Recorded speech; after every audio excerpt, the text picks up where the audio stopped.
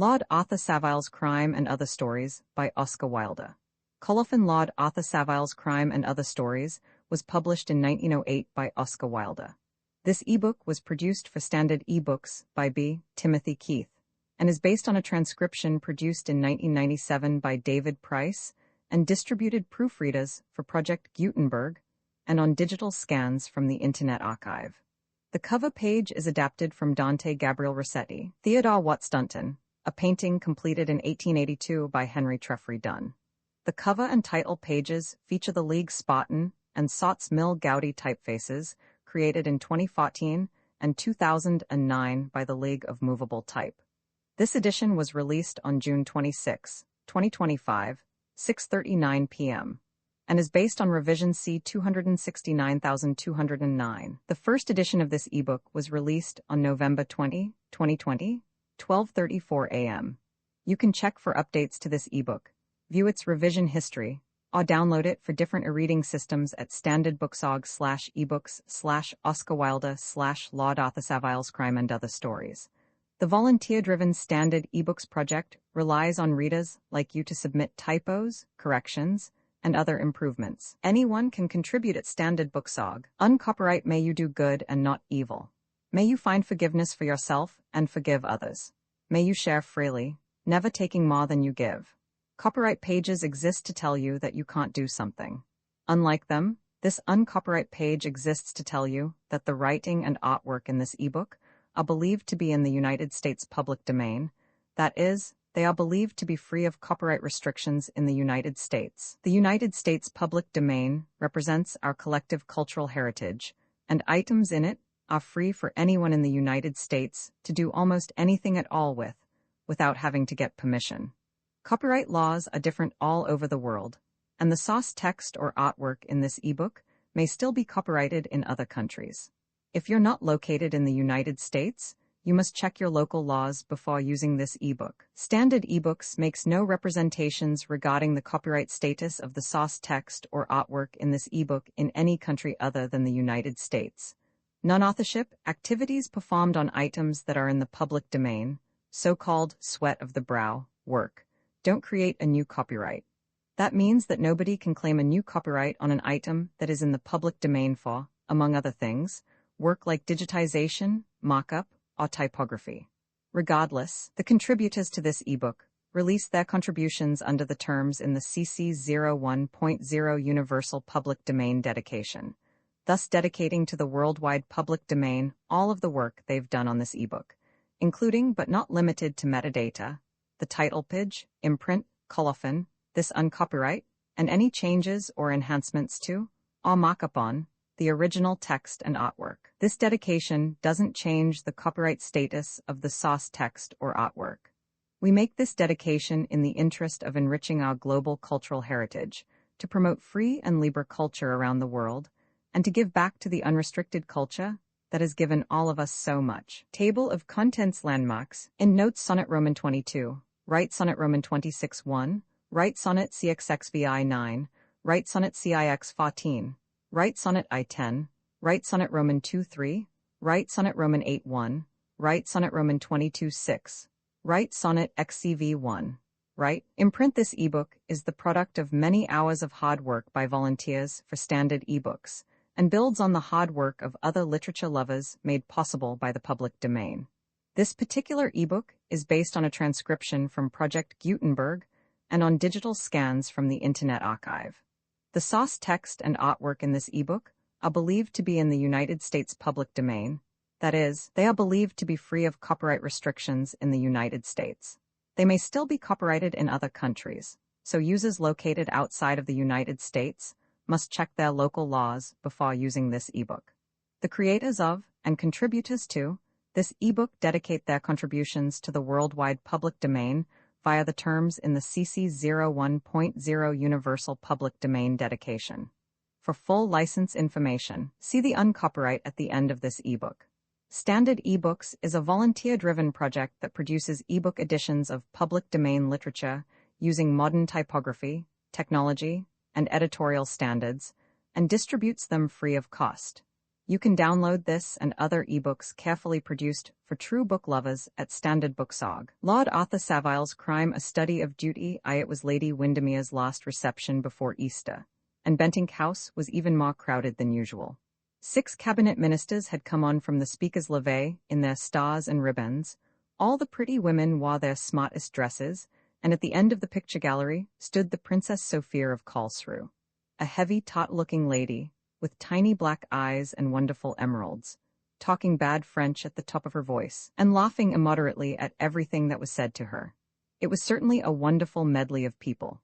Gorgeous peeresses chatted affably to violent radicals, popular preachers brushed coat-tails with eminent skeptics, a perfect bevy of bishops kept following a stout prima donna from room to room.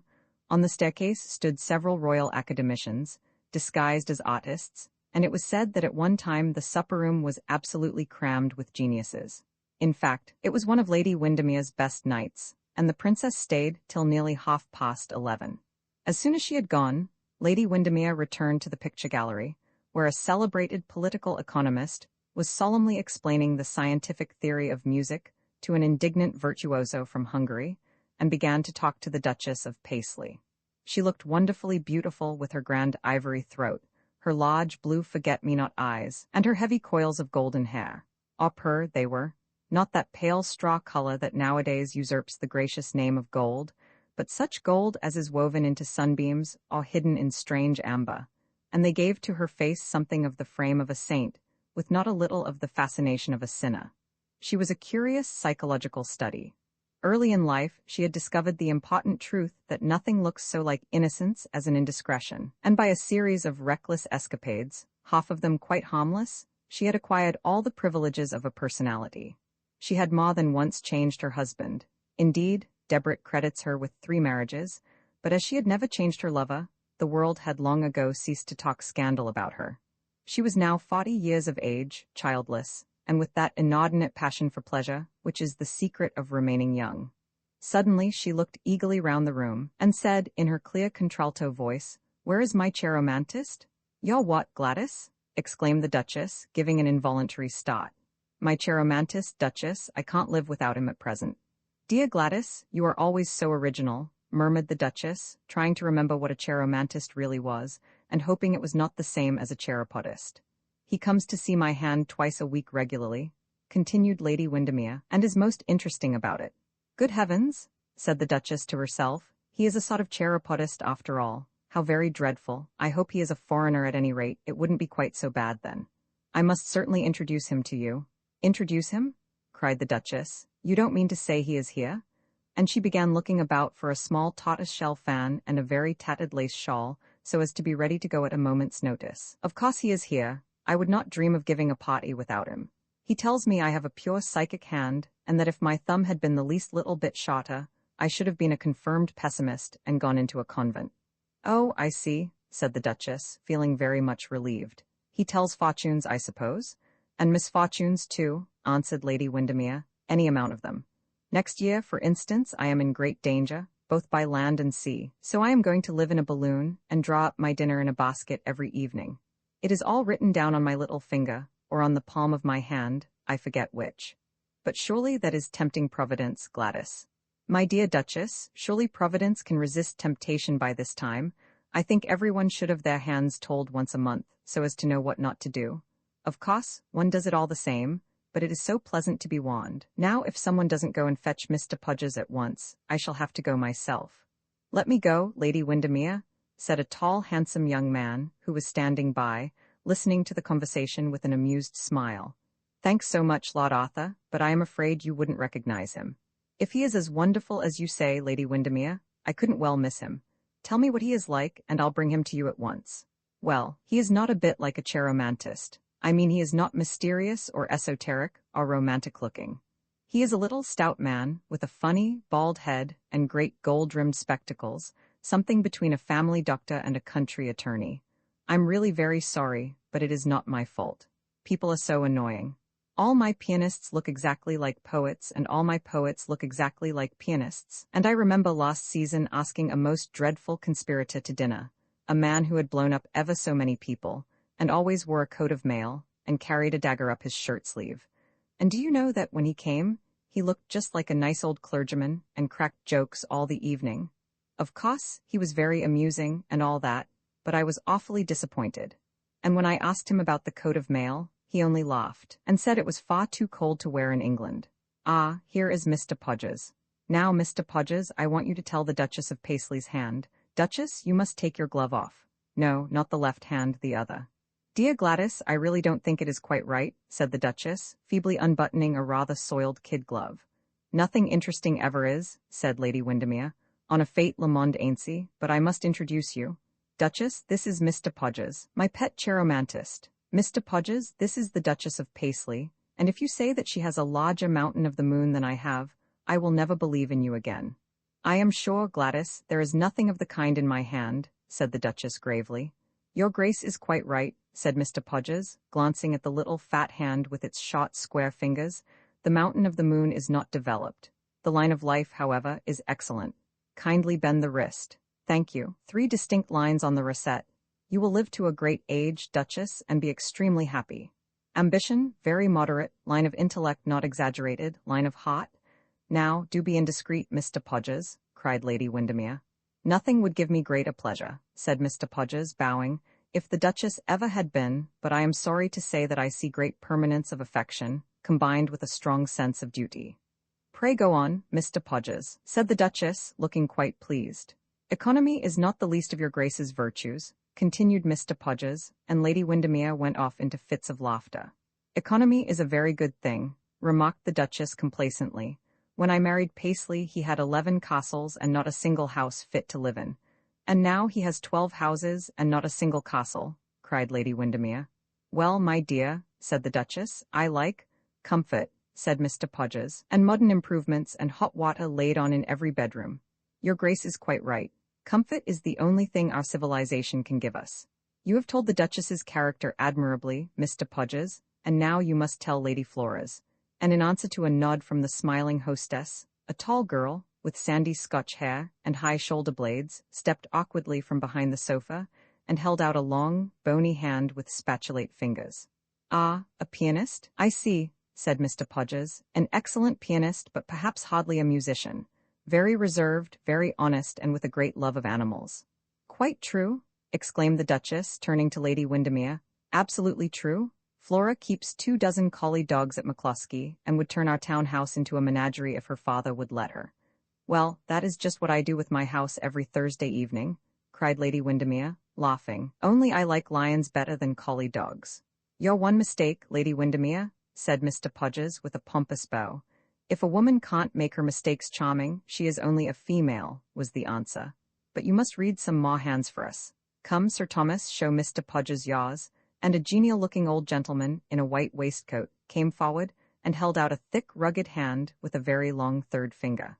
An adventurous nature, far long voyages in the past and one to come, been shipwrecked 3 times, no, only twice, but in danger of a shipwreck your next journey, a strong conservative, very punctual, and with a passion for collecting curiosities, had a severe illness between the ages 16 and 18, was left a fortune when about 30, great aversion to cats and radicals. Extraordinary, exclaimed Sir Thomas. You must really tell my wife's hand, too. Your second wife's, said Mr. Podges quietly, still keeping Sir Thomas's hand in his. Your second wife's, I shall be charmed. But Lady Marvel, a melancholy-looking woman, with brown hair and sentimental eyelashes, entirely declined to have her past or her future exposed, and nothing that Lady Windermere could do would induce Monsieur de Koloff, the Russian ambassador, even to take his gloves off.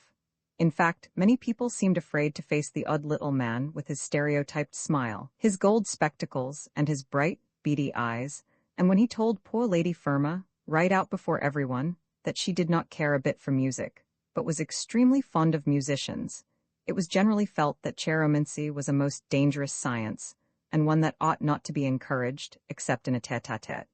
Lord Arthur Savile, however, who did not know anything about Lady Firma's unfortunate story, and who had been watching Mr. Podges with a great deal of interest, was filled with an immense curiosity to have his own hand read, and feeling somewhat shy about putting himself forward, crossed over the room to where Lady Windermere was sitting, and with a charming blush, asked her if she thought Mr. Podges would mind. Of course he won't mind, said Lady Windermere. That is what he is here for.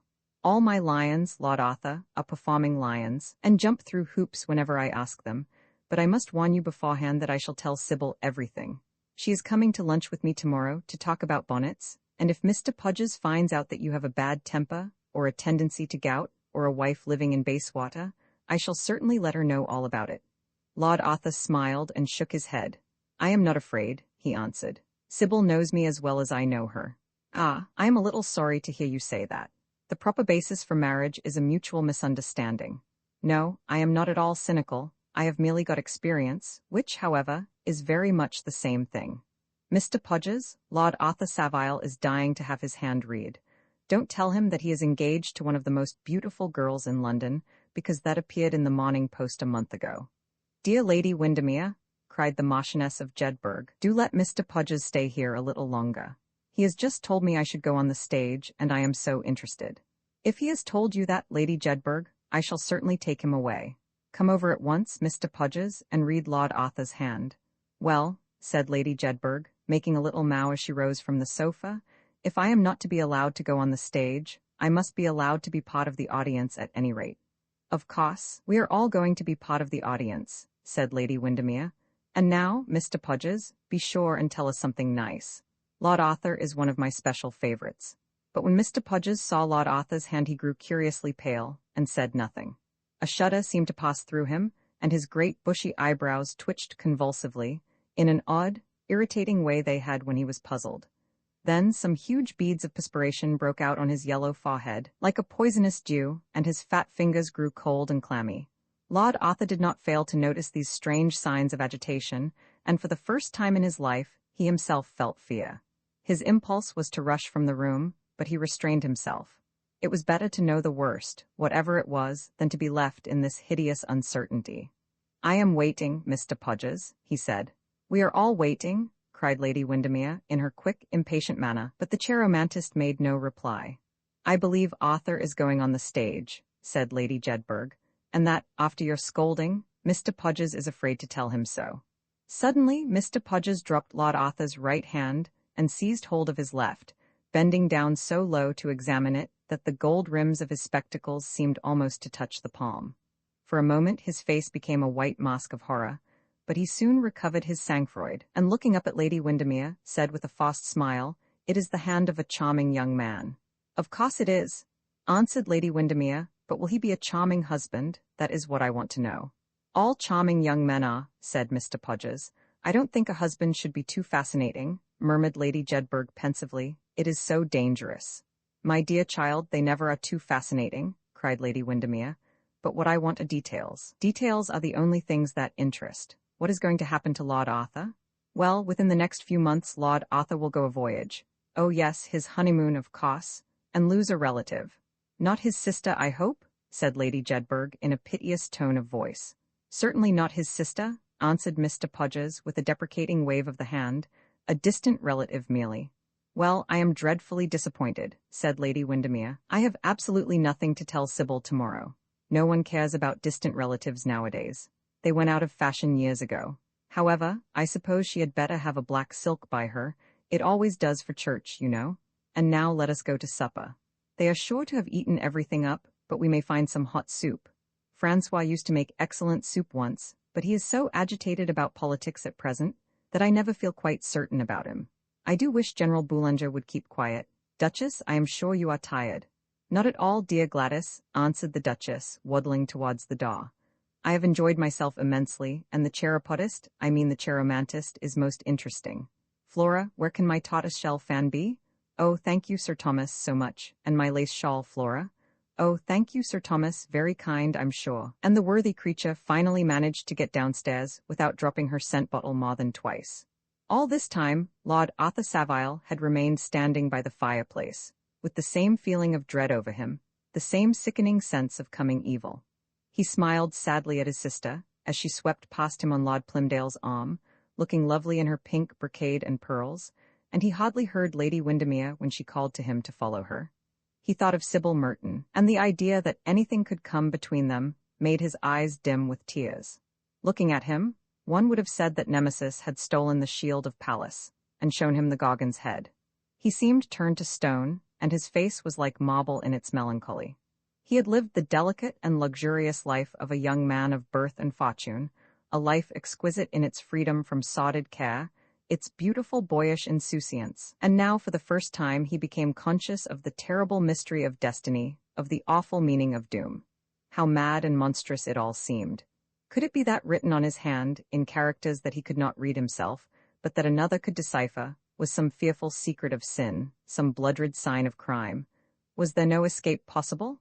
Were we no better than chessmen, moved by an unseen power, vessels the potter fashions at his fancy, for honor or for shame? His reason revolted against it, and yet he felt that some tragedy was hanging over him, and that he had been suddenly called upon to bear an intolerable burden. Actors are so fortunate. They can choose whether they will appear in tragedy or in comedy, whether they will suffer or make merry, laugh or shed tears. But in real life, it is different. Most men and women are forced to perform parts for which they have no qualifications. Our Guildensterns play Hamlet for us, and our Hamlets have to jest like Prince Hal. The world is a stage, but the play is badly cast. Suddenly, Mr. Podgers entered the room. When he saw Lord Arthur, he started, and his coarse, fat face became a sort of greenish-yellow color. The two men's eyes met, and for a moment there was silence. "The Duchess has left one of her gloves here, Lord Arthur, and has asked me to bring it to her," said Mr. Podgers finally. "Ah, I see it on the sofa. Good evening." "Mr. Podgers, I must insist on your giving me a straightforward answer to a question I am going to put to you." "Another time, Lord Arthur, but the Duchess is anxious. I am afraid I must go." "You shall not go. The Duchess is in no hurry." "Ladies should not be kept waiting, Lord Arthur," said Mr. Podgers, with his sickly smile. "The fair sex is apt to be impatient." Lord Arthur's finely chiseled lips curled in petulant disdain. The poor Duchess seemed to him of very little importance at that moment. He walked across the room to where Mr. Podgers was standing and held his hand out. "Tell me what you saw there," he said. "Tell me the truth. I must know it. I am not a child." Mr. Podgers's eyes blinked behind his gold-rimmed spectacles, and he moved uneasily from one foot to the other, while his fingers played nervously with a flash watch chain. "What makes you think that I saw anything in your hand, Lord Arthur, more than I told you?" "I know you did, and I insist on your telling me what it was. I will pay you. I will give you a check for £100. The green eyes flashed for a moment and then became dull again. "Guineas?" said Mr. Podgers at last, in a low voice. "Certainly. I will send you a check tomorrow. What is your club?" "I have no club. That is to say, not just at present. My address is, but allow me to give you my card." And producing a bit of gilt-edged pasteboard from his waistcoat pocket, Mr. Podgers handed it, with a low bow, to Lord Arthur, who read on it, "Mr. Septimus R. Podgers, professional cheiromantist, 103, A West Moon Street. My hours are from 10 to 4, murmured Mr. Podgers mechanically. "And I make a reduction for families." "Be quick," cried Lord Arthur, looking very pale and holding his hand out. Mr. Podgers glanced nervously round, and drew the heavy portiere across the door. "It will take a little time, Lord Arthur. You had better sit down." "Be quick, sir," cried Lord Arthur again, stamping his foot angrily on the polished floor. Mr. Podgers smiled, drew from his breast pocket a small magnifying glass, and wiped it carefully with his handkerchief. "I am quite ready," he said.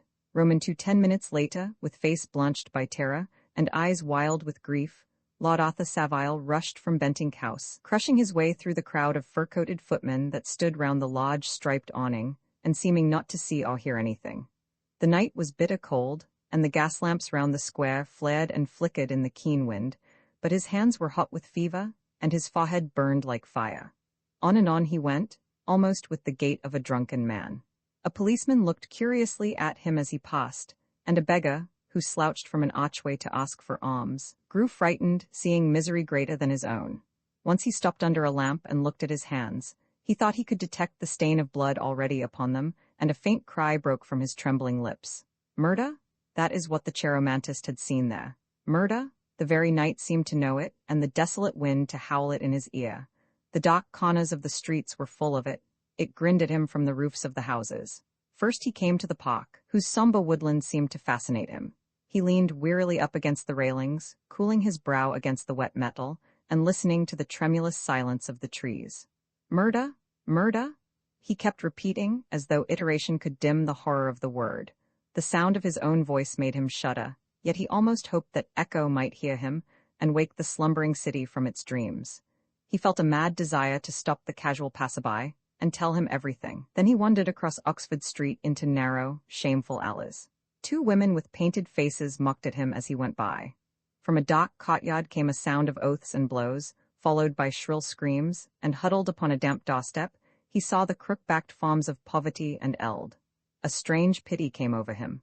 Were these children of sin and misery predestined to their end as he to his?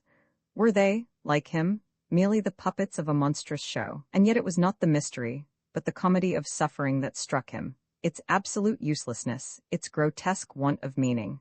How incoherent everything seemed, how lacking in all harmony. He was amazed at the discord between the shallow optimism of the day and the real facts of existence. He was still very young. After a time he found himself in front of Marylebone Church. The silent roadway looked like a long riband of polished silver, flecked here and there by the dark arabesques of waving shadows. Far into the distance curved the line of flickering gas lamps, and outside a little walled-in house stood a solitary hansom, the driver asleep inside. He walked hastily in the direction of Portland Place, now and then looking round, as though he feared that he was being followed. At the corner of Rich Street stood two men, reading a small bill upon a hoarding. An odd feeling of curiosity stirred him, and he crossed over. As he came near, the word murder, printed in black letters, met his eye. He started, and a deep flush came into his cheek. It was an advertisement offering a reward for any information leading to the arrest of a man of medium height, between 30 and 40 years of age, wearing a billycock hat, a black coat, and check trousers, and with a scar upon his right cheek. He read it over and over again, and wondered if the wretched man would be caught, and how he had been scarred. Perhaps someday his own name might be placarded on the walls of London. Someday, perhaps, a price would be set on his head also. The thought made him sick with horror. He turned on his heel and hurried on into the night. Where he went he hardly knew. He had a dim memory of wandering through a labyrinth of sodded houses, of being lost in a giant web of sombre streets, and it was bright dawn when he found himself at last in Piccadilly Circus. As he strolled home towards Belgrave Square, he met the great wagons on their way to Covent Garden. The white-smocked carters, with their pleasant sunburnt faces and coarse curly hair, strode sturdily on, cracking their whips and calling out now and then to each other.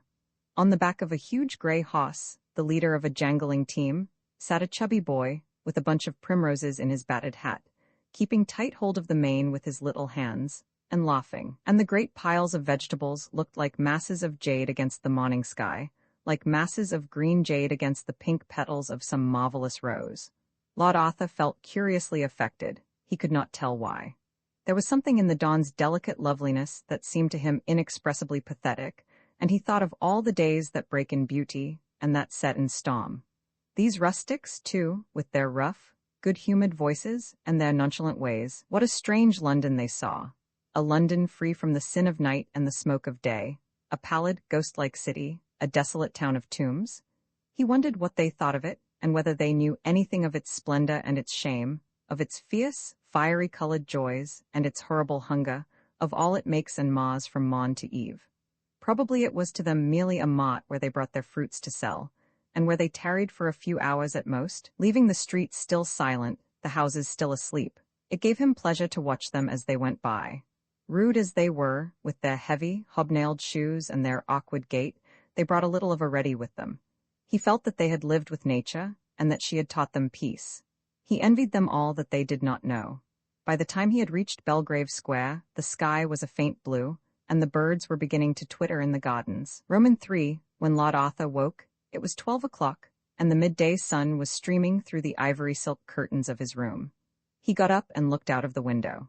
A dim haze of heat was hanging over the great city, and the roofs of the houses were like dull silver.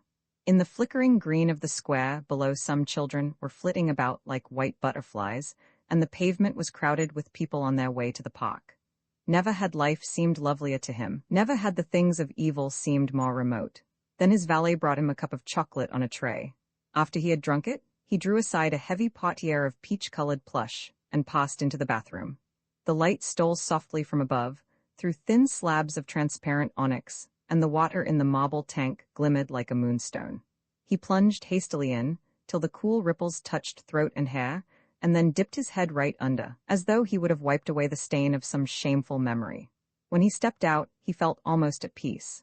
The exquisite physical conditions of the moment had dominated him, as indeed often happens in the case of very finely wrought natures, for the senses, like fire, can purify as well as destroy. After breakfast, he flung himself down on a divan and lit a cigarette. On the mantel-shelf, framed in dainty old brocade, stood a large photograph of Sybil Merton, as he had seen her first at Lady Knowles' ball. The small, exquisitely shaped head drooped slightly to one side, as though the thin, reed-like throat could hardly bear the burden of so much beauty. The lips were slightly parted, and seemed made for sweet music. And all the tender purity of girlhood looked out in wonder from the dreaming eyes.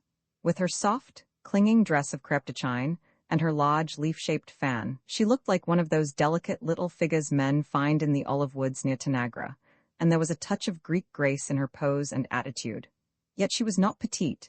She was simply perfectly proportioned, a rare thing in an age when so many women are either over life-size or insignificant. Now, as Lord Arthur looked at her, he was filled with the terrible pity that is born of love. He felt that to marry her, with the doom of murder hanging over his head, would be a betrayal like that of Judas, a sin worse than any the Bodger had ever dreamed of. What happiness could there be for them, when at any moment he might be called upon to carry out the awful prophecy written in his hand? What manner of life would be theirs, while fate still held this fearful fortune in the scales? The marriage must be postponed at all costs. Of this he was quite resolved. Ardently though he loved the girl, and the mere touch of her fingers, when they sat together, made each nerve of his body thrill with exquisite joy, he recognized none the less clearly where his duty lay, and was fully conscious of the fact that he had no right to marry until he had committed the murder. This done, he could stand before the altar with Sybil Merton, and give his life into her hands without terror of wrongdoing. This done, he could take her to his arms, knowing that she would never have to blush for him, never have to hang her head in shame. But done it must be first, and the sooner the better for both. Many men in his position would have preferred the primrose path of dalliance to the steep heights of duty, but Lord Arthur was too conscientious to set pleasure above principle. There was more than mere passion in his love, and Sybil was to him a symbol of all that is good and noble. For a moment he had a natural repugnance against what he was asked to do, but it soon passed away. His heart told him that it was not a sin, but a sacrifice. His reason reminded him that there was no other course open. He had to choose between living for himself and living for others, and terrible though the task laid upon him undoubtedly was, yet he knew that he must not suffer selfishness to triumph over love. Sooner or later, we are all called upon to decide on the same issue. Of us all, the same question is asked. To Lord Arthur, it came early in life, before his nature had been spoiled by the calculating cynicism of middle age, or his heart corroded by the shallow, fashionable egotism of our day, and he felt no hesitation about doing his duty. Fortunately also, for him, he was no mere dreamer or idle dilettante. Had he been so, he would have hesitated, like Hamlet, and let irresolution mar his purpose. But he was essentially practical. Life to him meant action rather than thought. He had that rarest of all things, common sense. The wild, turbid feelings of the previous night had by this time completely passed away, and it was almost with a sense of shame that he looked back upon his mad wanderings from street to street, his fierce, emotional agony. The very sincerity of his sufferings made them seem unreal to him now. He wondered how he could have been so foolish as to rant and rave about the inevitable. The only question that seemed to trouble him was, whom to make away with, for he was not blind to the fact that murder, like the religions of the pagan world, requires a victim as well as a priest. Not being a genius, he had no enemies, and indeed he felt that this was not the time for the gratification of any personal pique or dislike, the mission in which he was engaged being one of great and grave solemnity. He accordingly made out a list of his friends and relatives on a sheet of notepaper, and after careful consideration, decided in favor of Lady Clementina Beauchamp, a dear old lady who lived in Curzon Street, and was his own second cousin by his mother's side. He had always been very fond of Lady Clem, as everyone called her, and as he was very wealthy himself, having come into all Lord Rugby's property when he came of age, there was no possibility of his deriving any vulgar monetary advantage by her death. In fact, the more he thought over the matter, the more she seemed to him to be just the right person, and, feeling that any delay would be unfair to Sybil, he determined to make his arrangements at once. The first thing to be done was, of course, to settle with the cheiromantist. So he sat down at a small Sheraton writing table that stood near the window, drew a check for £105, payable to the order of Mr. Septimus Podgers, and, enclosing it in an envelope, told his valet to take it to West Moon Street. He then telephoned to the stables for his hansom, and dressed to go out. As he was leaving the room, he looked back at Sybil Merton's photograph, and swore that, come what may, he would never let her know what he was doing for her sake, but would keep the secret of his self-sacrifice hidden always in his heart. On his way to the Buckingham, he stopped at a florist's, and sent Sybil a beautiful basket of narcissus, with lovely white petals and staring pheasant's eyes, and on arriving at the club, went straight to the library, rang the bell, and ordered the waiter to bring him a lemon and soda, and a book on toxicology.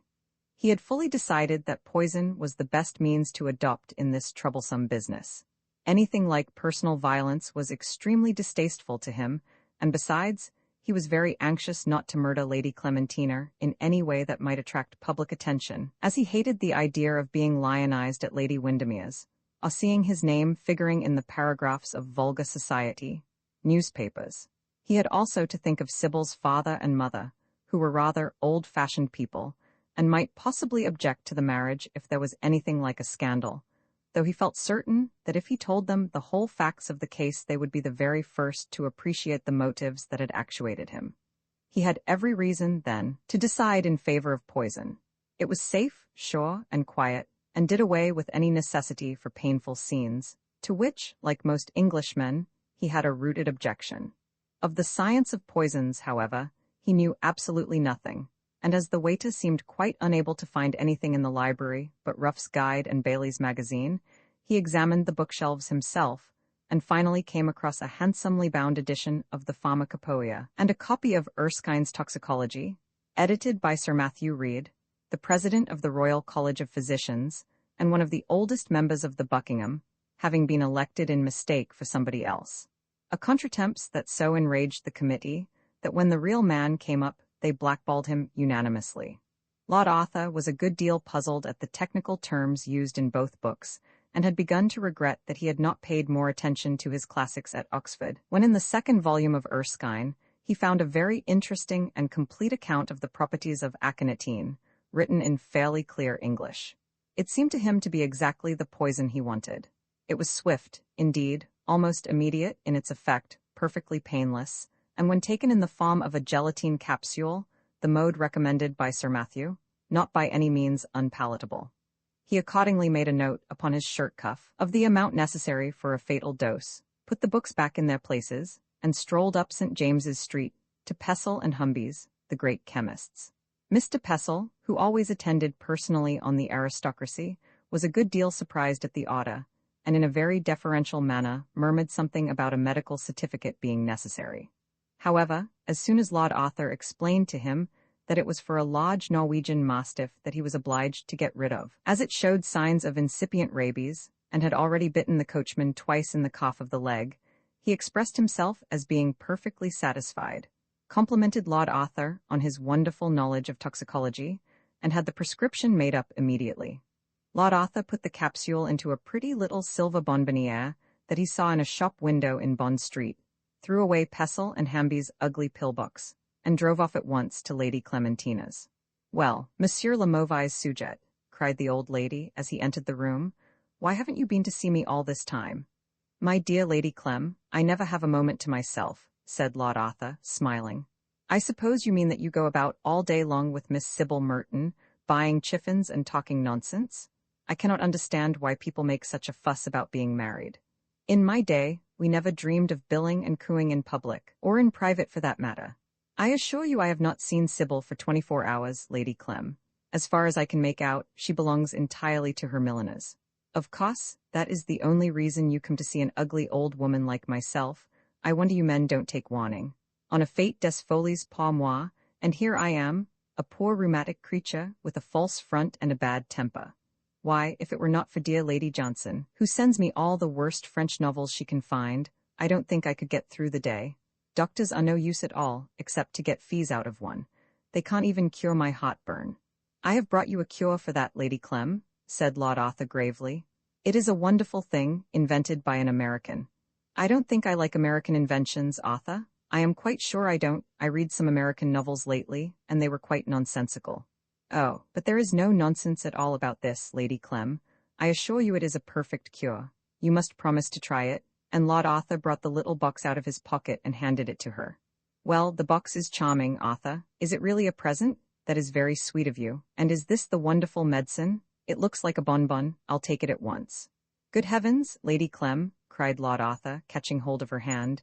"You mustn't do anything of the kind. It is a homeopathic medicine, and if you take it without having heartburn, it might do you no end of harm.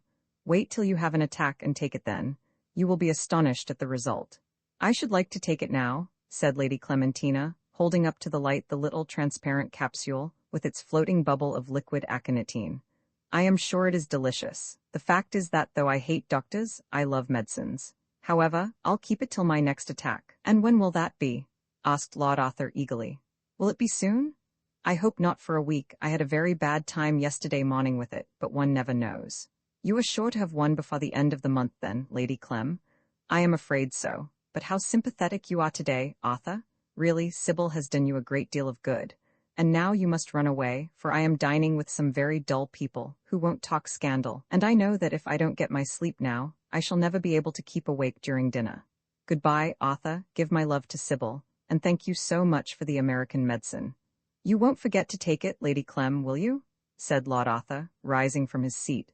"Of course I won't, you silly boy.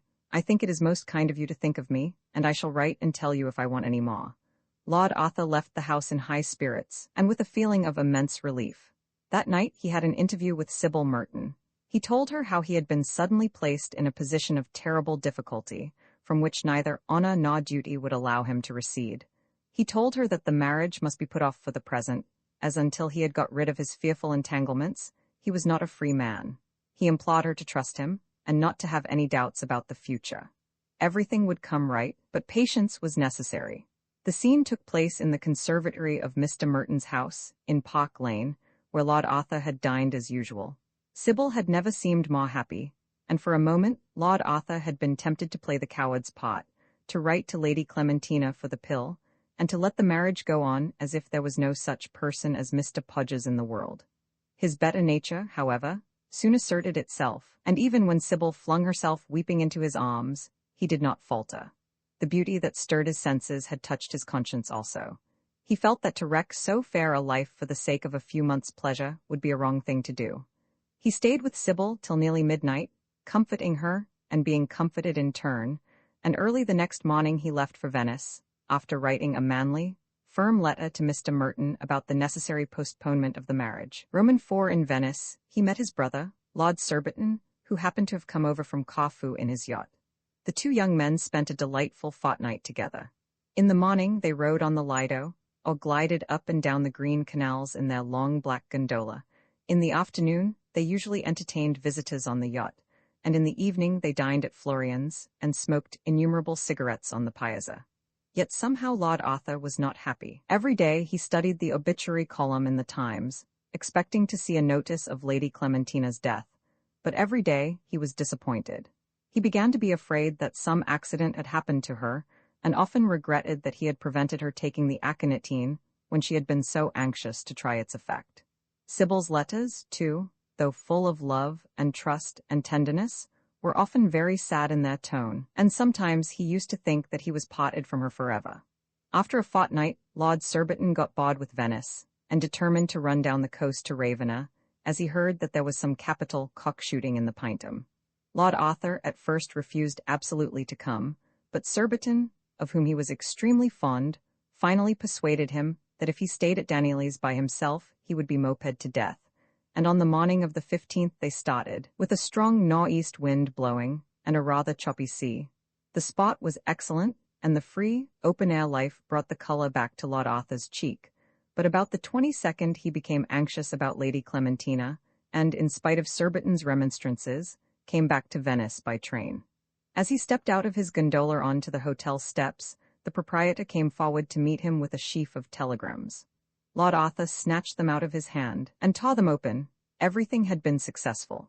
Lady Clementina had died quite suddenly on the night of the 17th. His first thought was for Sybil, and he sent her off a telegram announcing his immediate return to London. He then ordered his valet to pack his things for the night mail, sent his gondoliers about 5 times their proper fare, and ran up to his sitting room with a light step and a buoyant heart. There he found 3 letters waiting for him. One was from Savile herself, full of sympathy and condolence. The others were from his mother and from Lady Clementina's solicitor. It seemed that the old lady had dined with the Duchess that very night, had delighted everyone by her wit and esprit, but had gone home somewhat early, complaining of heartburn. In the morning she was found dead in her bed, having apparently suffered no pain. Sir Matthew Reed had been sent for at once, but of course there was nothing to be done, and she was to be buried on the 22nd at Beauchamp Chalcote. A few days before she died, she had made her will, and left Lord Arthur her little house in Curzon Street, and all her furniture, personal effects and pictures, with the exception of her collection of miniatures, which was to go to her sister, Lady Margaret Rufford, and her amethyst necklace, which Sybil Merton was to have. The property was not of much value, but Mr. Mansfield, the solicitor, was extremely anxious for Lord Arthur to return at once, if possible, as there were a great many bills to be paid, and Lady Clementina had never kept any regular accounts. Lord Arthur was very much touched by Lady Clementina's kind remembrance of him, and felt that Mr. Podgers had a great deal to answer for. His love of Sybil, however, dominated every other emotion, and the consciousness that he had done his duty gave him peace and comfort. When he arrived at Charing Cross, he felt perfectly happy. The Mertons received him very kindly. Sybil made him promise that he would never again allow anything to come between them, and the marriage was fixed for the 7th June. Life seemed to him once more bright and beautiful, and all his old gladness came back to him again. One day, however, as he was going over the house in Curzon Street, in company with Lady Clementina's solicitor and Sybil herself, burning packages of faded letters and turning out drawers of odd rubbish, the young girl suddenly gave a little cry of delight. "What have you found, Sybil?" said Lord Arthur, looking up from his work and smiling. "This lovely little silver bonbonniere, Arthur. Isn't it quaint and Dutch? Do give it to me.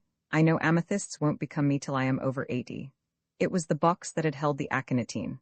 Lord Arthur started, and a faint blush came into his cheek.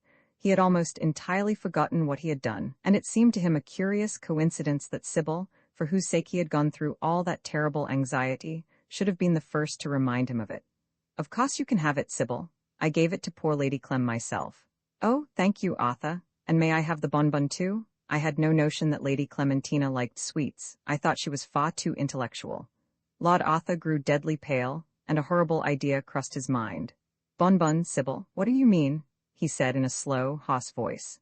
"There is one in it, that is all. It looks quite old and dusty, and I have not the slightest intention of eating it." "What is the matter, Arthur? How white you look." Lord Arthur rushed across the room and seized the box. Inside it was the amber-colored capsule with its poison bubble. Lady Clementina had died a natural death after all.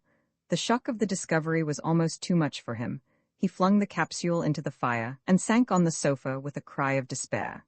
Mr. Merton was a good deal distressed at the second postponement of the marriage, and Lady Julia, who had already ordered her dress for the wedding, did all in her power to make Sybil break off the match. Dearly, however, as Sybil loved her mother, she had given her whole life into Lord Arthur's hands, and nothing that Lady Julia could say could make her waver in her faith. As for Lord Arthur himself, it took him days to get over his terrible disappointment, and for a time his nerves were completely unstrung. His excellent common sense, however, soon asserted itself, and his sound, practical mind did not leave him long in doubt about what to do. Poison having proved a complete failure, dynamite, or some other form of explosive, was obviously the proper thing to try. He accordingly looked again over the list of his friends and relatives, and, after careful consideration, determined to blow up his uncle, the Dean of Chichester. The Dean, who was a man of great culture and learning, was extremely fond of clocks, and had a wonderful collection of timepieces, ranging from the 15th century to the present day, and it seemed to Lord Arthur that this hobby of the good Dean's offered him an excellent opportunity for carrying out his scheme.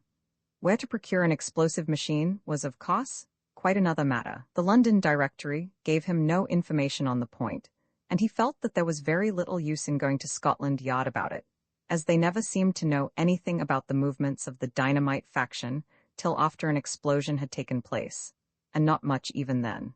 Suddenly he thought of his friend Ruvalov, a young Russian of very revolutionary tendencies, whom he had met at Lady Windermere's in the winter. Count Ruvalov was supposed to be writing a life of Peter the Great, and to have come over to England for the purpose of studying the documents relating to that Tsar's residence in this country, as a ship carpenter. But it was generally suspected that he was a nihilist agent, and there was no doubt that the Russian embassy did not look with any favor upon his presence in London. Lord Arthur felt that he was just the man for his purpose, and drove down one morning to his lodgings in Bloomsbury to ask his advice and assistance. "So you are taking up politics seriously," said Count Rouvaloff, when Lord Arthur had told him the object of his mission. But Lord Arthur, who hated swagger of any kind, felt bound to admit to him that he had not the slightest interest in social questions, and simply wanted the explosive machine for a purely family matter, in which no one was concerned but himself. Count Rouvaloff looked at him for some moments in amazement, and then, seeing that he was quite serious, wrote an address on a piece of paper, initialed it, and handed it to him across the table. "Scotland Yard would give a good deal to know this address, my dear fellow." "They shan't have it," cried Lord Arthur, laughing, and after shaking the young Russian warmly by the hand he ran downstairs, examined the paper, and told the coachman to drive to Soho Square. There he dismissed him, and strolled down Greek Street, till he came to a place called Bale's Cot. He passed under the archway, and found himself in a curious cul-de-sac that was apparently occupied by a French laundry, as a perfect network of clotheslines was stretched across from house to house, and there was a flutter of white linen in the morning air. He walked right to the end, and knocked at a little green house. After some delay, during which every window in the cot became a blurred mass of peering faces, the door was opened by a rather rough-looking foreigner, who asked him in very bad English what his business was. Lord Arthur handed him the paper Count Rouvaloff had given him. When the man saw it he bowed, and invited Lord Arthur into a very shabby front parlour on the ground floor, and in a few moments Herr Winkelkopf, as he was called in England, bustled into the room, with a very wine-stained napkin round his neck and a fork in his left hand. "Count Rouvaloff has given me an introduction to you," said Lord Arthur, bowing, "and I am anxious to have a short interview with you on a matter of business. My name is Smith, Mr. Robert Smith, and I want you to supply me with an explosive clock." "Charmed to meet you, Lord Arthur," said the genial little German, laughing. "Don't look so alarmed, it is my duty to know everybody, and I remember seeing you one evening at Lady Windermere's. I hope her ladyship is quite well. Do you mind sitting with me while I finish my breakfast? There is an excellent pâté, and my friends are kind enough to say that my Rhine wine is better than any they get at the German embassy." And before Lord Arthur had got over his surprise at being recognized, he found himself seated in the back room, sipping the most delicious Mackerbrunner out of a pale yellow hock glass marked with the imperial monogram, and chatting in the friendliest manner possible to the famous conspirator. "Explosive clocks," said Herr Winkelkopf, "are not very good things for foreign exportation, as even if they succeed in passing the custom house, the train service is so irregular that they usually go off before they have reached their proper destination. If, however, you want one for home use, I can supply you with an excellent article and guarantee that you will be satisfied with the result. May I ask for whom it is intended? If it is for the police, or for anyone connected with Scotland Yard, I am afraid I cannot do anything for you. The English detectives are really our best friends, and I have always found that by relying on their stupidity, we can do exactly what we like. I could not spare one of them." "I assure you," said Lord Arthur, "that it has nothing to do with the police at all. In fact, the clock is intended for the Dean of Chichester." "Dear me, I had no idea that you felt so strongly about religion, Lord Arthur. Few young men do nowadays." "I am afraid you overrate me, Herr Winkelkopf," said Lord Arthur, blushing. "The fact is, I really know nothing about theology." "It is a purely private matter, then?" "Purely private." Herr Winkelkopf shrugged his shoulders and left the room, returning in a few minutes with a round cake of dynamite about the size of a penny, and a pretty little French clock, surmounted by an ormolu figure of liberty trampling on the hydra of despotism. Lord Arthur's face brightened up when he saw it. "That is just what I want," he cried. "And now tell me how it goes off." "Ah, there is my secret," answered Herr Winkelkopf, contemplating his invention with a justifiable look of pride. "Let me know when you wish it to explode, and I will set the machine to the moment." "Well, today is Tuesday, and if you could send it off at once." "That is impossible. I have a great deal of important work on hand for some friends of mine in Moscow. Still, I might send it off tomorrow." "Oh, it will be quite time enough," said Lord Arthur politely, "if it is delivered tomorrow night or Thursday morning.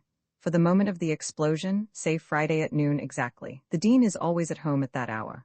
"Friday, at noon," repeated Herr Winkelkopf, and he made a note to that effect in a large ledger that was lying on a bureau near the fireplace.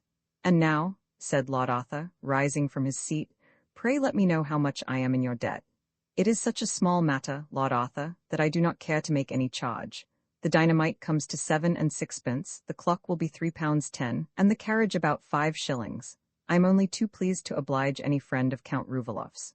But your trouble, Herr Winkelkopf?" "Oh, that is nothing. It is a pleasure to me. I do not work for money. I live entirely for my art." Lord Arthur laid down £4 twos, 6d.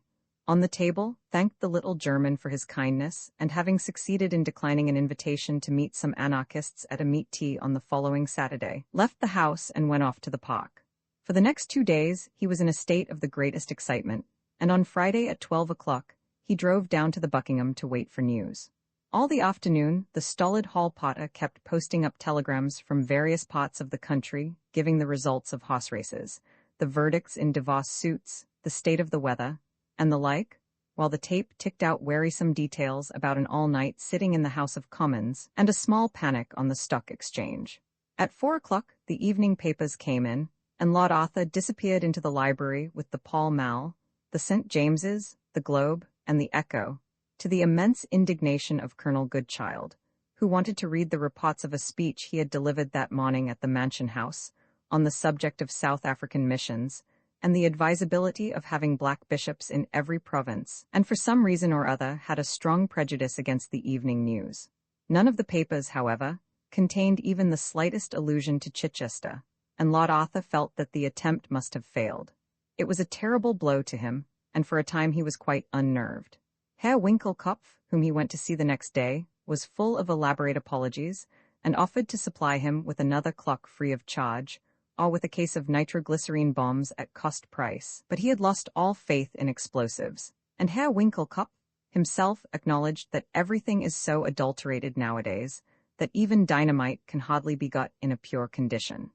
The little German, however, while admitting that something must have gone wrong with the machinery, was not without hope that the clock might still go off, and instanced the case of a barometer that he had once sent to the military governor at Odessa, which, though timed to explode in 10 days, had not done so for something like 3 months. It was quite true that when it did go off, it merely succeeded in blowing a housemaid to atoms, the governor having gone out of town 6 weeks before, but at least it showed that dynamite, as a destructive force, was, when under the control of machinery, a powerful, though a somewhat unpunctual agent. Lord Arthur was a little consoled by this reflection, but even here he was destined to disappointment, for 2 days afterwards. As he was going upstairs, the Duchess called him into her boudoir and showed him a letter she had just received from the deanery. "Jane writes charming letters," said the Duchess. "You must really read her last. It is quite as good as the novels Mudie sends us." Lord Arthur seized the letter from her hand. It ran as follows: "The Deanery, Chichester, 27th May. My dearest aunt, thank you so much for the flannel for the Dockers Society, and also for the gingham. I quite agree with you that it is nonsense their wanting to wear pretty things, but everybody is so radical and irreligious nowadays that it is difficult to make them see that they should not try and dress like the upper classes. I am sure I don't know what we are coming to. As Papa has often said in his sermons, we live in an age of unbelief. We have had great fun over a clock that an unknown admirer sent Papa last Thursday. It arrived in a wooden box from London, carriage paid, and Papa feels it must have been sent by someone who had read his remarkable sermon, Is License Liberty? For on the top of the clock was a figure of a woman, with what Papa said was the cap of liberty on her head. I didn't think it very becoming myself, but Papa said it was historical, so I suppose it is all right. Parker unpacked it, and Papa put it on the mantelpiece in the library, and we were all sitting there on Friday morning, when just as the clock struck 12, we heard a whirring noise, a little puff of smoke came from the pedestal of the figure, and the goddess of liberty fell off and broke her nose on the fender. Maria was quite alarmed, but it looked so ridiculous that James and I went off into fits of laughter, and even Papa was amused.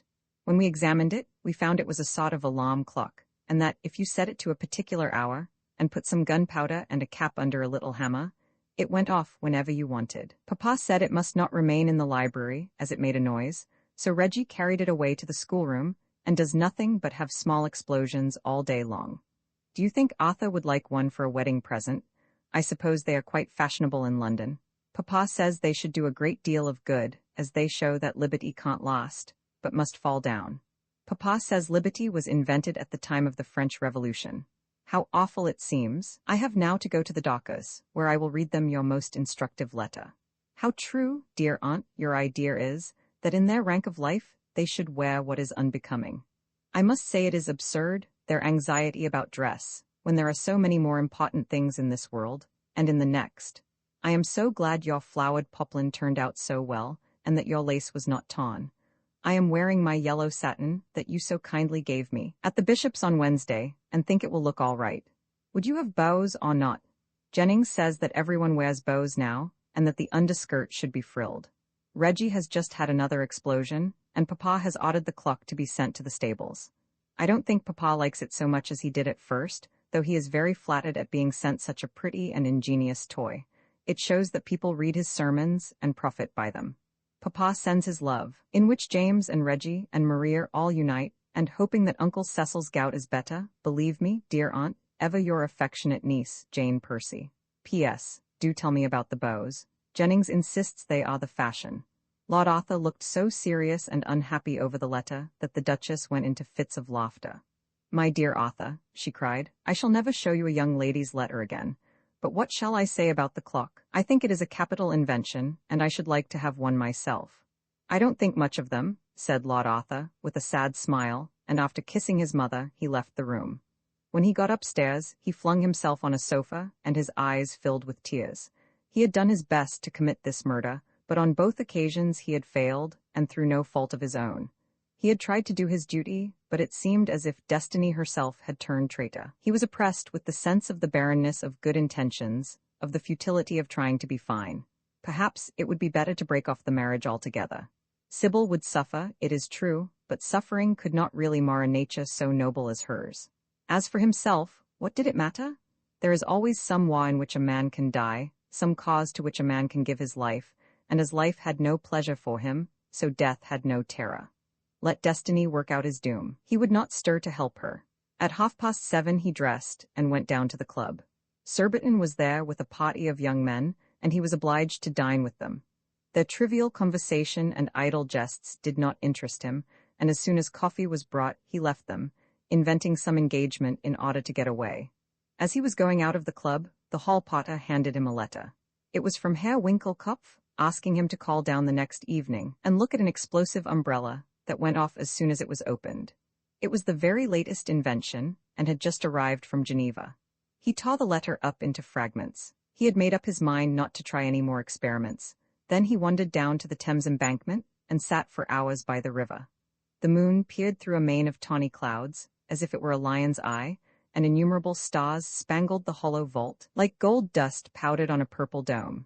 Now and then a barge swung out into the turbid stream and floated away with the tide, and the railway signals changed from green to scarlet as the trains ran shrieking across the bridge.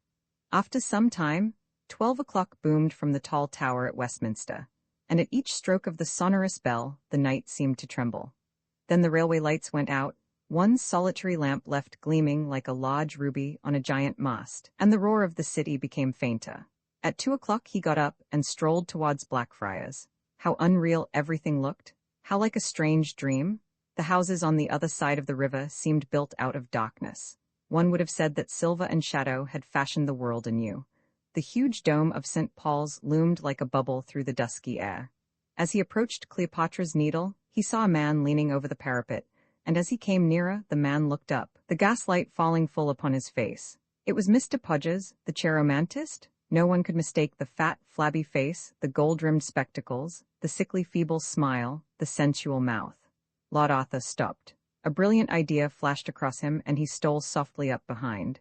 In a moment he had seized Mr. Podges by the legs and flung him into the Thames. There was a coarse oath, a heavy splash, and all was still. Lord Arthur looked anxiously over, but could see nothing of the cheiromantist but a tall hat, pirouetting in an eddy of moonlit water. After a time it also sank, and no trace of Mr. Podges was visible. Once he thought that he caught sight of the bulky, misshapen figure striking out for the staircase by the bridge, and a horrible feeling of failure came over him, but it turned out to be merely a reflection, and when the moon shone out from behind a cloud, it passed away. At last he seemed to have realized the decree of destiny. He heaved a deep sigh of relief, and Sybil's name came to his lips. "Have you dropped anything, sir?" said a voice behind him suddenly. He turned round and saw a policeman with a bull's-eye lantern. "Nothing of importance, Sergeant," he answered, smiling, and hailing a passing hansom. He jumped in and told the man to drive to Belgrave Square. For the next few days he alternated between hope and fear. There were moments when he almost expected Mr. Podgers to walk into the room, and yet at other times he felt that fate could not be so unjust to him. Twice he went to the Cheromantist's address in West Moon Street, but he could not bring himself to ring the bell. He longed for certainty and was afraid of it. Finally, it came. He was sitting in the smoking room of the club having tea, and listening rather wearily to Surbiton's account of the lost comic song at the Gaiety, when the waiter came in with the evening papers. He took up the St. James's and was listlessly turning over its pages, when this strange heading caught his eye, "Suicide of a Cheromantist." He turned pale with excitement and began to read. The paragraph ran as follows: "Yesterday morning, at 7 o'clock, the body of Mr. Septimus R. Podgers, the eminent Cheromantist, was washed on shore at Greenwich, just in front of the Ship Hotel. The unfortunate gentleman had been missing for some days, and considerable anxiety for his safety had been felt in Cheromantic circles. It is supposed that he committed suicide under the influence of a temporary mental derangement, caused by overwork, and a verdict to that effect was returned this afternoon by the coroner's jury. Mr. Podgers had just completed an elaborate treatise on the subject of the human hand that will shortly be published, when it will no doubt attract much attention. The deceased was 65 years of age, and does not seem to have left any relations." Lord Arthur rushed out of the club with the paper still in his hand, to the immense amazement of the hall porter, who tried in vain to stop him, and drove at once to Park Lane. Sybil saw him from the window, and something told her that he was the bearer of good news. She ran down to meet him, and when she saw his face, she knew that all was well. "My dear Sybil," cried Lord Arthur, "let us be married tomorrow." "You foolish boy, why, the cake is not even ordered," said Sybil, laughing through her tears. When the wedding took place some 3 weeks later, St. Peter's was crowded with a perfect mob of smart people. The service was read in the most impressive manner by the Dean of Chichester, and everybody agreed that they had never seen a handsomer couple than the bride and bridegroom. They were more than handsome, however, they were happy. Never for a single moment did Lord Arthur regret all that he had suffered for Sybil's sake, while she, on her side, gave him the best things a woman can give to any man: worship, tenderness, and love. For them, romance was not killed by reality. They always felt young. Some years afterwards, when 2 beautiful children had been born to them, Lady Windermere came down on a visit to Alton Priory, a lovely old place that had been the Duke's wedding present to his son, and one afternoon, as she was sitting with Lady Arthur under a lime tree in the garden, watching the little boy and girl as they played up and down the rose walk, like fitful sunbeams, she suddenly took her hostess's hand in hers and said, "Are you happy, Sybil?" "Dear Lady Windermere, of course I am happy, aren't you?" "I have no time to be happy, Sybil. I always like the last person who is introduced to me, but as a rule, as soon as I know people I get tired of them." "Don't your lions satisfy you, Lady Windermere?" "Oh dear, no. Lions are only good for one season. As soon as their manes are cut, they are the dullest creatures going. Besides, they behave very badly if you are really nice to them. Do you remember that horrid Mr. Podgers? He was a dreadful impostor. Of course, I didn't mind that at all, and even when he wanted to borrow money, I forgave him, but I could not stand his making love to me. He has really made me hate cheromancy. I go in for telepathy now. It is much more amusing." "You mustn't say anything against cheromancy here, Lady Windermere. It is the only subject that Arthur does not like people to chaff about. I assure you he is quite serious over it." "You don't mean to say that he believes in it, Sybil?" "Ask him, Lady Windermere. Here he is." And Lord Arthur came up the garden with a large bunch of yellow roses in his hand, and his 2 children dancing round him. "Lord Arthur?" "Yes, Lady Windermere. You don't mean to say that you believe in cheromancy?" "Of course I do," said the young man, smiling. "But why?" "Because I owe to it all the happiness of my life," he murmured, throwing himself into a wicker chair. "My dear Lord Arthur, what do you owe to it?"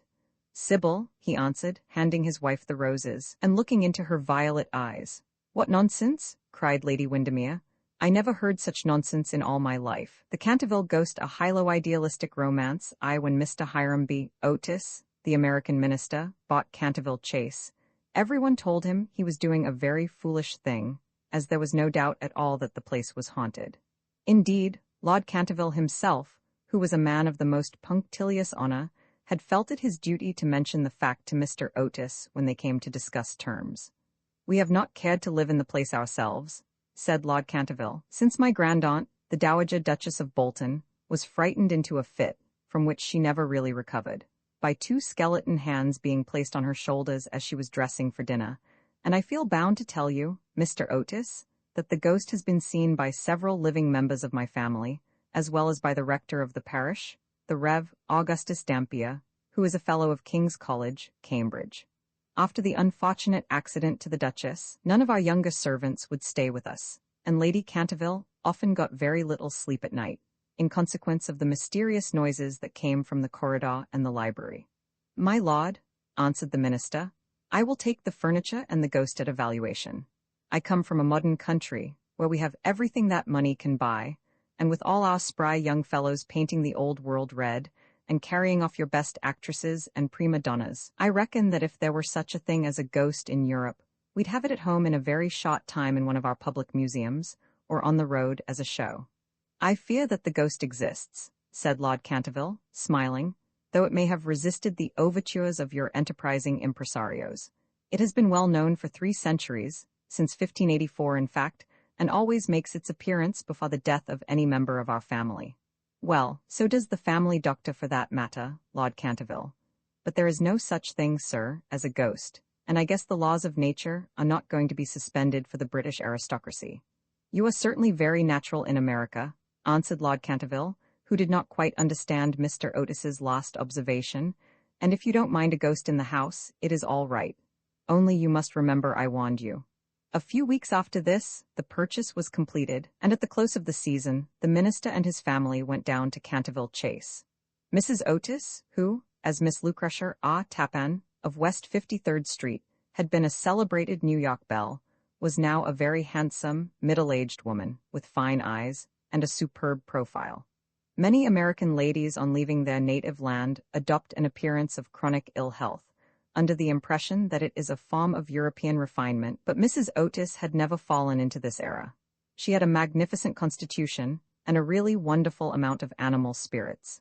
Indeed, in many respects, she was quite English, and was an excellent example of the fact that we have really everything in common with America nowadays, except, of course, language. Her eldest son, christened Washington by his parents in a moment of patriotism, which he never ceased to regret, was a fair-haired, rather good-looking young man who had qualified himself for American diplomacy by leading the German at the Newport Casino for 3 successive seasons, and even in London was well known as an excellent dancer. Gardenias and the peerage were his only weaknesses. Otherwise, he was extremely sensible. Miss Virginia E. Otis was a little girl of 15, lithe and lovely as a fawn, and with a fine freedom in her large blue eyes. She was a wonderful Amazon, and had once raced old Lord Bilton on her pony twice round the park, winning by a length and a half, just in front of the Achilles statue, to the huge delight of the young Duke of Cheshire, who proposed for her on the spot, and was sent back to Eton that very night by his guardians, in floods of tears. After Virginia came the twins, who were usually called the Stars and Stripes, as they were always getting swished. They were delightful boys, and with the exception of the worthy minister, the only true Republicans of the family. As Canterville Chase is 7 miles from Ascot, the nearest railway station, Mr. Otis had telegraphed for a wagonette to meet them, and they started on their drive in high spirits. It was a lovely July evening, and the air was delicate with the scent of the pine woods. Now and then they heard a wood pigeon brooding over its own sweet voice, or saw, deep in the rustling fern, the burnished breast of the pheasant. Little squirrels peered at them from the beech trees as they went by, and the rabbits scudded away through the brushwood and over the mossy knolls, with their white tails in the air. As they entered the avenue of Canterville Chase, however, the sky became suddenly overcast with clouds. A curious stillness seemed to hold the atmosphere.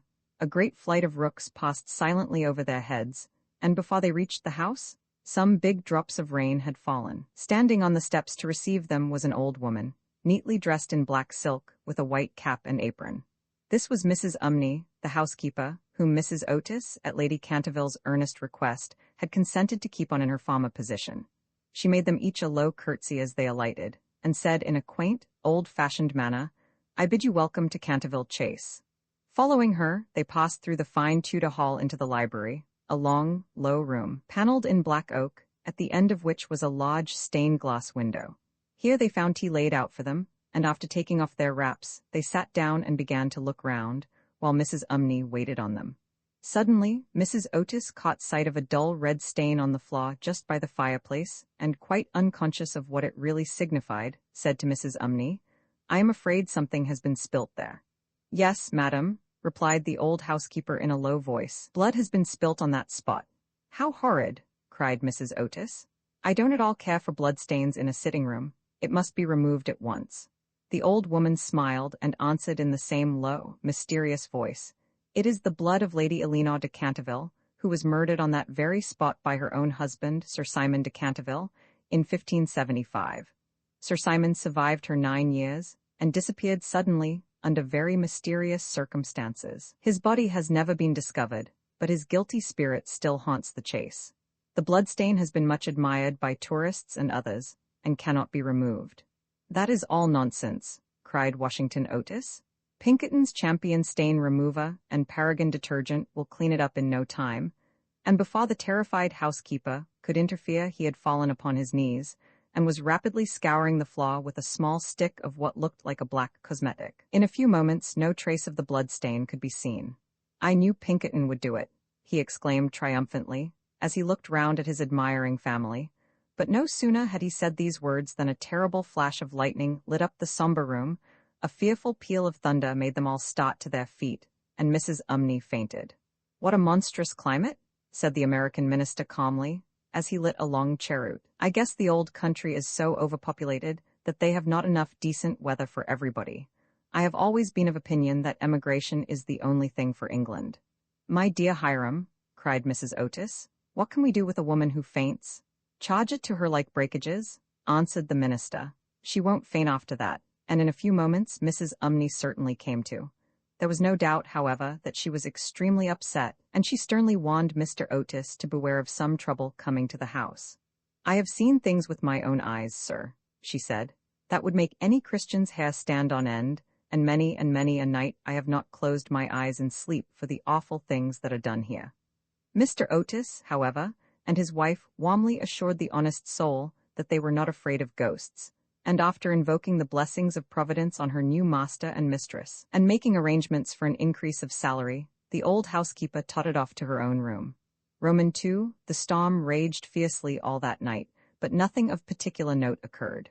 The next morning, however, when they came down to breakfast, they found the terrible stain of blood once again on the floor. "I don't think it can be the fault of the Paragon detergent," said Washington, "for I have tried it with everything. It must be the ghost." He accordingly rubbed out the stain a second time, but the second morning it appeared again. The third morning also it was there, though the library had been locked up at night by Mr. Otis himself, and the key carried upstairs. The whole family were now quite interested. Mr. Otis began to suspect that he had been too dogmatic in his denial of the existence of ghosts. Mrs. Otis expressed her intention of joining the Psychical Society, and Washington prepared a long letter to Messrs. Myers and Podmore on the subject of the permanence of sanguineous stains when connected with crime. That night all doubts about the objective existence of phantasmata were removed forever.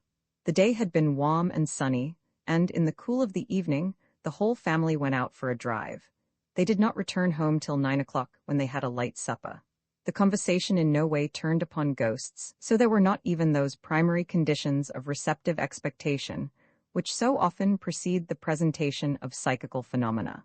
The subjects discussed, as I have since learned from Mr. Otis, were merely such as form the ordinary conversation of cultured Americans of the better class, such as the immense superiority of Miss Fanny Davenport over Sarah Bernhardt as an actress, the difficulty of obtaining green corn, buckwheat cakes, and hominy, even in the best English houses, the importance of Boston in the development of the world soul, the advantages of the baggage check system in railway traveling, and the sweetness of the New York accent as compared to the London drawl. No mention at all was made of the supernatural, nor was Sir Simon de Canterville alluded to in any way. At 11 o'clock the family retired, and by 1:30 all the lights were out. Some time after, Mr. Otis was awakened by a curious noise in the corridor, outside his room. It sounded like the clank of metal, and seemed to be coming nearer every moment. He got up at once, struck a match, and looked at the time. It was exactly 1 o'clock. He was quite calm and felt his pulse, which was not at all feverish.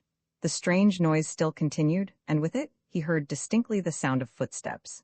He put on his slippers, took a small oblong file out of his dressing case, and opened the door. Right in front of him he saw, in the wan moonlight, an old man of terrible aspect. His eyes were as red burning coals. Long gray hair fell over his shoulders in matted coils. His garments, which were of antique cut, were soiled and ragged, and from his wrists and ankles hung heavy manacles and rusty gyves. "My dear sir," said Mr. Otis, "I really must insist on your oiling those chains, and have brought you for that purpose a small bottle of the Tammany Rising Sun Lubricator. It is said to be completely efficacious upon one application, and there are several testimonials to that effect on the wrapper from some of our most eminent native divines. I shall leave it here for you by the bedroom candles, and will be happy to supply you with more, should you require it." With these words, the United States minister laid the bottle down on a marble table, and, closing his door, retired to rest. For a moment the Canterville ghost stood quite motionless in natural indignation. Then, dashing the bottle violently upon the polished floor, he fled down the corridor, uttering hollow groans and emitting a ghastly green light. Just, however, as he reached the top of the great oak staircase, a door was flung open. 2 little white-robed figures appeared, and a large pillow whizzed past his head. There was evidently no time to be lost, so, hastily adopting the 4th dimension of space as a means of escape, he vanished through the wainscoting, and the house became quite quiet. On reaching a small secret chamber in the left wing, he leaned up against a moonbeam to recover his breath, and began to try and realize his position. Never, in a brilliant and uninterrupted career of 300 years, had he been so grossly insulted. He thought of the Dowager Duchess, whom he had frightened into a fit as she stood before the glass in her lace and diamonds, of the 4 housemaids, who had gone off into hysterics when he merely grinned at them through the curtains of one of the spare bedrooms, of the rector of the parish, whose candle he had blown out as he was coming late one night from the library, and who had been under the care of Sir William Gull ever since, a perfect martyr to nervous disorders, and of old Madame de Tremouillac, who, having wakened up one morning early and seen a skeleton seated in an armchair by the fire reading her diary, had been confined to her bed for 6 weeks with an attack of brain fever, and on her recovery had become reconciled to the Church, and broken off her connection with that notorious skeptic, Monsieur de Voltaire. He remembered the terrible night when the wicked Lord Canterville was found choking in his dressing-room, with the knave of diamonds halfway down his throat, and confessed, just before he died, that he had cheated Charles James Fox out of £50,000 at Crockford's by means of that very card, and swore that the ghost had made him swallow it. All his great achievements came back to him again, from the butler who had shot himself in the pantry because he had seen a green hand tapping at the window pane, to the beautiful Lady Stutfield, who was always obliged to wear a black velvet band round her throat to hide the mark of 5 fingers burnt upon her white skin, and who drowned herself at last in the cop pond at the end of the King's Walk. With the enthusiastic egotism of the true artist, he went over his most celebrated performances, and smiled bitterly to himself as he recalled to mind his last appearance as Red Reuben, or the Strangled Babe, his debut as Gaunt Gibbon, the bloodsucker of Bexley Moor, and the furore he had excited one lovely June evening by merely playing ninepins with his own bones upon the lawn tennis ground. And after all this, some wretched modern Americans were to come and offer him the Rising Sun Lubricator and throw pillows at his head. It was quite unbearable. Besides, no ghosts in history had ever been treated in this manner. Accordingly, he determined to have vengeance, and remained till daylight in an attitude of deep thought. Roman 3 the next morning, when the Otis family met at breakfast, they discussed the ghost at some length. The United States minister was naturally a little annoyed to find that his present had not been accepted. "I have no wish," he said, "to do the ghost any personal injury, and I must say that, considering the length of time he has been in the house, I don't think it is at all polite to throw pillows at him." A very just remark, at which, I am sorry to say, the twins burst into shouts of laughter. "Upon the other hand," he continued, "if he really declines to use the Rising Sun Lubricator, we shall have to take his chains from him. It would be quite impossible to sleep with such a noise going on outside the bedrooms." For the rest of the week, however, they were undisturbed, the only thing that excited any attention being the continual renewal of the bloodstain on the library floor. This certainly was very strange, as the door was always locked at night by Mr. Otis, and the windows kept closely barred. The chameleon-like color, also, of the stain excited a good deal of comment. Some mornings it was a dull, almost Indian, red, then it would be vermilion, then a rich purple, and once when they came down for family prayers, according to the simple rites of the Free American Reformed Episcopalian Church, they found it a bright emerald green. These kaleidoscopic changes naturally amused the party very much, and bets on the subject were freely made every evening. The only person who did not enter into the joke was little Virginia, who, for some unexplained reason, was always a good deal distressed at the sight of the bloodstain, and very nearly cried the morning it was emerald green. The second appearance of the ghost was on Sunday night. Shortly after they had gone to bed, they were suddenly alarmed by a fearful crash in the hall. Rushing downstairs, they found that a large suit of old armor had become detached from its stand, and had fallen on the stone floor, while, seated in a high-backed chair, was the Canterville ghost, rubbing his knees with an expression of acute agony on his face. The twins, having brought their pea-shooters with them, at once discharged 2 pellets on him, with that accuracy of aim which can only be attained by long and careful practice on a writing master, while the United States minister covered him with his revolver, and called upon him, in accordance with Californian etiquette, to hold up his hands.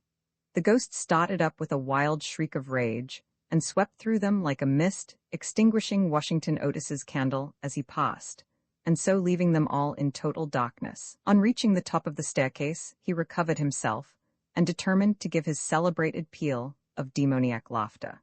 This he had on more than one occasion found extremely useful. It was said to have turned Lord Raker's wig grey in a single night, and had certainly made 3 of Lady Canterville's French governesses give warning before their month was up.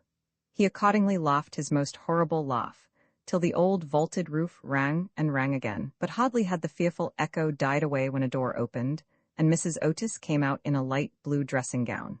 "I am afraid you are far from well," she said, "and have brought you a bottle of Dr. Dobell's tincture. If it is indigestion, you will find it a most excellent remedy."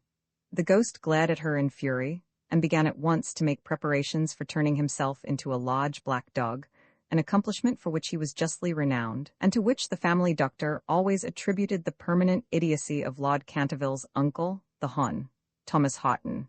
The sound of approaching footsteps, however, made him hesitate in his fell purpose, so he contented himself with becoming faintly phosphorescent, and vanished with a deep churchyard groan, just as the twins had come up to him. On reaching his room he entirely broke down, and became a prey to the most violent agitation. The vulgarity of the twins, and the gross materialism of Mrs. Otis, were naturally extremely annoying, but what really distressed him most was, that he had been unable to wear the suit of mail. He had hoped that even modern Americans would be thrilled by the sight of a spectre in armor, if for no more sensible reason, at least out of respect for their national poet Longfellow, over whose graceful and attractive poetry he himself had whiled away many a weary hour when the Cantervilles were up in town. Besides, it was his own suit. He had worn it with great success at the Kenilworth tournament, and had been highly complimented on it by no less a person than the Virgin Queen herself. Yet when he had put it on, he had been completely overpowered by the weight of the huge breastplate and steel casque, and had fallen heavily on the stone pavement, balking both his knees severely, and bruising the knuckles of his right hand. For some days after this, he was extremely ill, and hardly stirred out of his room at all, except to keep the bloodstain in proper repair. However, by taking great care of himself, he recovered, and resolved to make a 3rd attempt to frighten the United States minister and his family. He selected Friday, the 17th of August, for his appearance, and spent most of that day in looking over his wardrobe, ultimately deciding in favor of a large slouched hat with a red feather, a winding sheet frilled at the wrists and neck, and a rusty dagger. Towards evening, a violent storm of rain came on, and the wind was so high that all the windows and doors in the old house shook and rattled. In fact, it was just such weather as he loved. His plan of action was this. He was to make his way quietly to Washington Otis's room, gibber at him from the foot of the bed, and stab himself 3 times in the throat to the sound of slow music. He bore Washington a special grudge, being quite aware that it was he who was in the habit of removing the famous Canterville bloodstain, by means of Pinkerton's Paragon detergent. Having reduced the reckless and foolhardy youth to a condition of abject terror, He was then to proceed to the room occupied by the United States minister and his wife, and there to place a clammy hand on Mrs. Otis's forehead, while he hissed into her trembling husband's ear the awful secrets of the charnel house. With regard to little Virginia, he had not quite made up his mind. She had never insulted him in any way, and was pretty and gentle. A few hollow groans from the wardrobe, he thought, would be more than sufficient, or, if that failed to wake her, he might grapple at the counterpane with palsy-twitching fingers. As for the twins, he was quite determined to teach them a lesson. The first thing to be done was, of course, to sit upon their chests so as to produce the stifling sensation of nightmare. Then, as their beds were quite close to each other, to stand between them in the form of a green, icy-cold copse, till they became paralyzed with fear, and finally, to throw off the winding sheet, and crawl round the room, with white bleached bones and one rolling eyeball, in the character of Dumb Daniel, or the suicide skeleton. A role in which he had on more than one occasion produced a great effect, and which he considered quite equal to his famous part of Martin the Maniac, or the Masked Mystery. At 10:30, he heard the family going to bed. For some time he was disturbed by wild shrieks of laughter from the twins, who, with the light-hearted gaiety of schoolboys, were evidently amusing themselves before they retired to rest, but at 11:15 all was still, and as midnight sounded, he sallied forth. The owl beat against the window panes, the raven croaked from the old yew tree, and the wind wandered moaning round the house like a lost soul. But the Otis family slept unconscious of their doom, and high above the rain and storm, he could hear the steady snoring of the minister for the United States. He stepped stealthily out of the wainscoting, with an evil smile on his cruel, wrinkled mouth, and the moon hid her face in a cloud as he stole past the great oriel window, where his own arms and those of his murdered wife were blazoned in azure and gold. On and on he glided, like an evil shadow, the very darkness seeming to loathe him as he passed.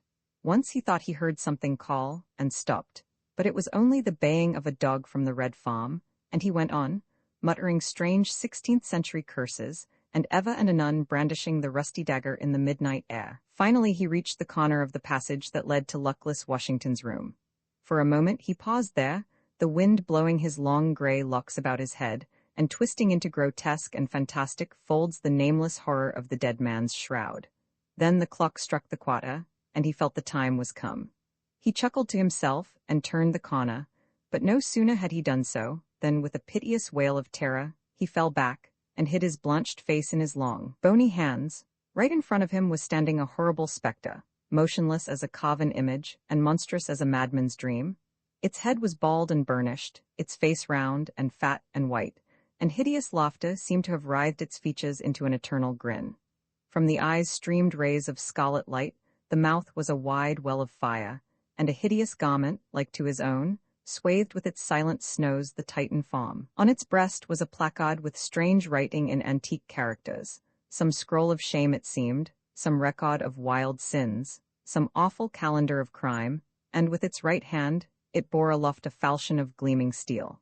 Never having seen a ghost before, he naturally was terribly frightened, and after a second hasty glance at the awful phantom, he fled back to his room, tripping up in his long winding sheet as he sped down the corridor, and finally dropping the rusty dagger into the minister's jack-boots, where it was found in the morning by the butler. Once in the privacy of his own apartment, he flung himself down on a small pallet bed and hid his face under the clothes. After a time, however, the brave old Canterville spirit asserted itself, and he determined to go and speak to the other ghost as soon as it was daylight. Accordingly, just as the dawn was touching the hills with silver, he returned towards the spot where he had first laid eyes on the grisly phantom, feeling that, after all, 2 ghosts were better than 1, and that, by the aid of his new friend, he might safely grapple with the twins. On reaching the spot, however, a terrible sight met his gaze. Something had evidently happened to the spectre, for the light had entirely faded from its hollow eyes, the gleaming falchion had fallen from its hand, and it was leaning up against the wall in a strained and uncomfortable attitude. He rushed forward and seized it in his arms, when, to his horror, the head slipped off and rolled on the floor, the body assumed a recumbent posture, and he found himself clasping a white dimity bed curtain, with a sweeping brush, a kitchen cleaver, and a hollow turnip lying at his feet. Unable to understand this curious transformation, he clutched the placard with feverish haste, and there, in the grey morning light, he read these fearful words: Ye old ghost, ye only true and original spook. Beware of ye imitations. All others are counterfeit. The whole thing flashed across him. He had been tricked, foiled, and outwitted. The old Canterville look came into his eyes. He ground his toothless gums together, and raising his withered hands high above his head, swore, according to the picturesque phraseology of the antique school, that when Chanticleer had sounded twice his merry horn, deeds of blood would be wrought, and murder walk abroad with silent feet. Hardly had he finished this awful oath when, from the red-tiled roof of a distant homestead, a cock crew. He laughed a long, low, bitter laugh, and waited. Hour after hour he waited, but the cock, for some strange reason, did not crow again. Finally, at 7:30, the arrival of the housemaids made him give up his fearful vigil, and he stalked back to his room, thinking of his vain hope and baffled purpose. There he consulted several books of ancient chivalry, of which he was exceedingly fond, and found that, on every occasion on which his oath had been used, Chanticleer had always crowed a second time. "Perdition seize the naughty fowl," he muttered. "I have seen the day when, with my stout spear, I would have run him through the gorge, and made him crow for me in tweer and death." He then retired to a comfortable lead coffin, and stayed there till evening. Roman IV the next day the ghost was very weak and tired. The terrible excitement of the last 4 weeks was beginning to have its effect. His nerves were completely shattered, and he started at the slightest noise. For 5 days he kept his room, and at last made up his mind to give up the point of the bloodstain on the library floor. If the Otis family did not want it, they clearly did not deserve it. They were evidently people on a low, material plane of existence, and quite incapable of appreciating the symbolic value of sensuous phenomena. The question of phantasmic apparitions and the development of astral bodies was of course quite a different matter, and really not under his control. It was his solemn duty to appear in the corridor once a week, and to gibber from the large oriel window on the first and third Wednesday in every month, and he did not see how he could honorably escape from his obligations. It is quite true that his life had been very evil, but, upon the other hand, he was most conscientious in all things connected with the supernatural. For the next 3 Saturdays, accordingly, he traversed the corridor, as usual, between midnight and 3 o'clock, taking every possible precaution against being either heard or seen.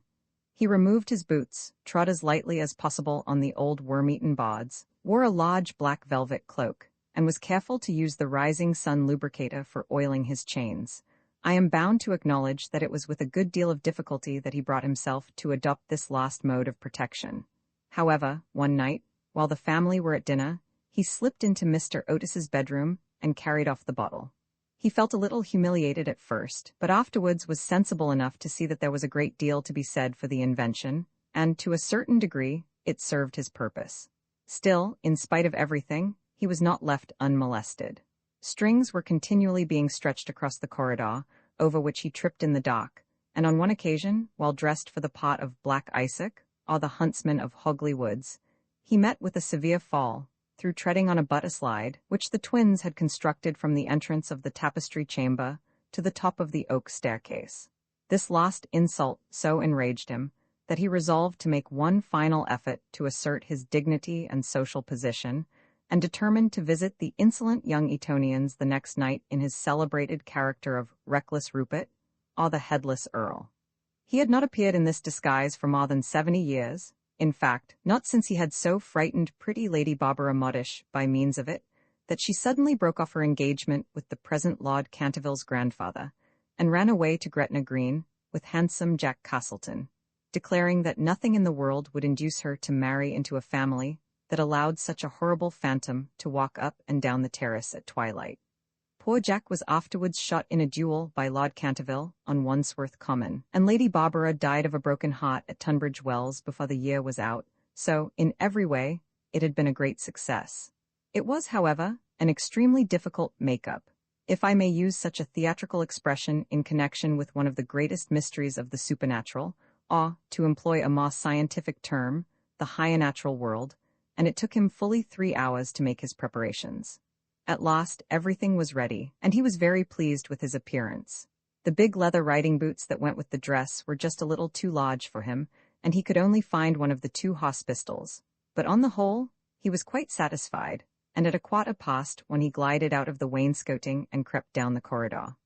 On reaching the room occupied by the twins, which I should mention was called the Blue Bed Chamber, on account of the color of its hangings, he found the door just ajar. Wishing to make an effective entrance, he flung it wide open, when a heavy jug of water fell right down on him, wetting him to the skin, and just missing his left shoulder by a couple of inches. At the same moment, he heard stifled shrieks of laughter proceeding from the far-post bed. The shock to his nervous system was so great that he fled back to his room as hard as he could go, and the next day he was laid up with a severe cold. The only thing that at all consoled him in the whole affair was the fact that he had not brought his head with him, for, had he done so, the consequences might have been very serious.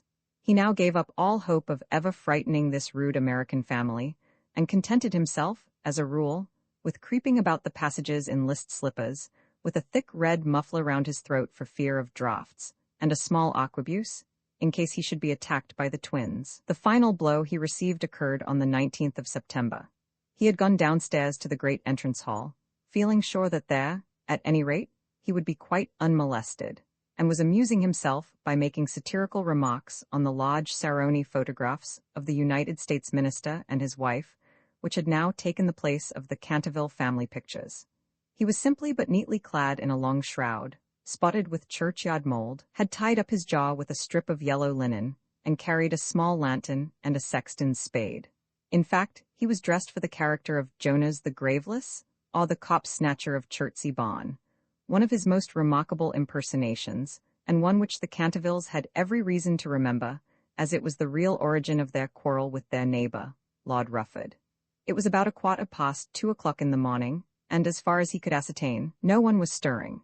As he was strolling towards the library, however, to see if there were any traces left of the bloodstain, suddenly there leaped out on him from a dark corner 2 figures, who waved their arms wildly above their heads, and shrieked out, "Boo!" in his ear.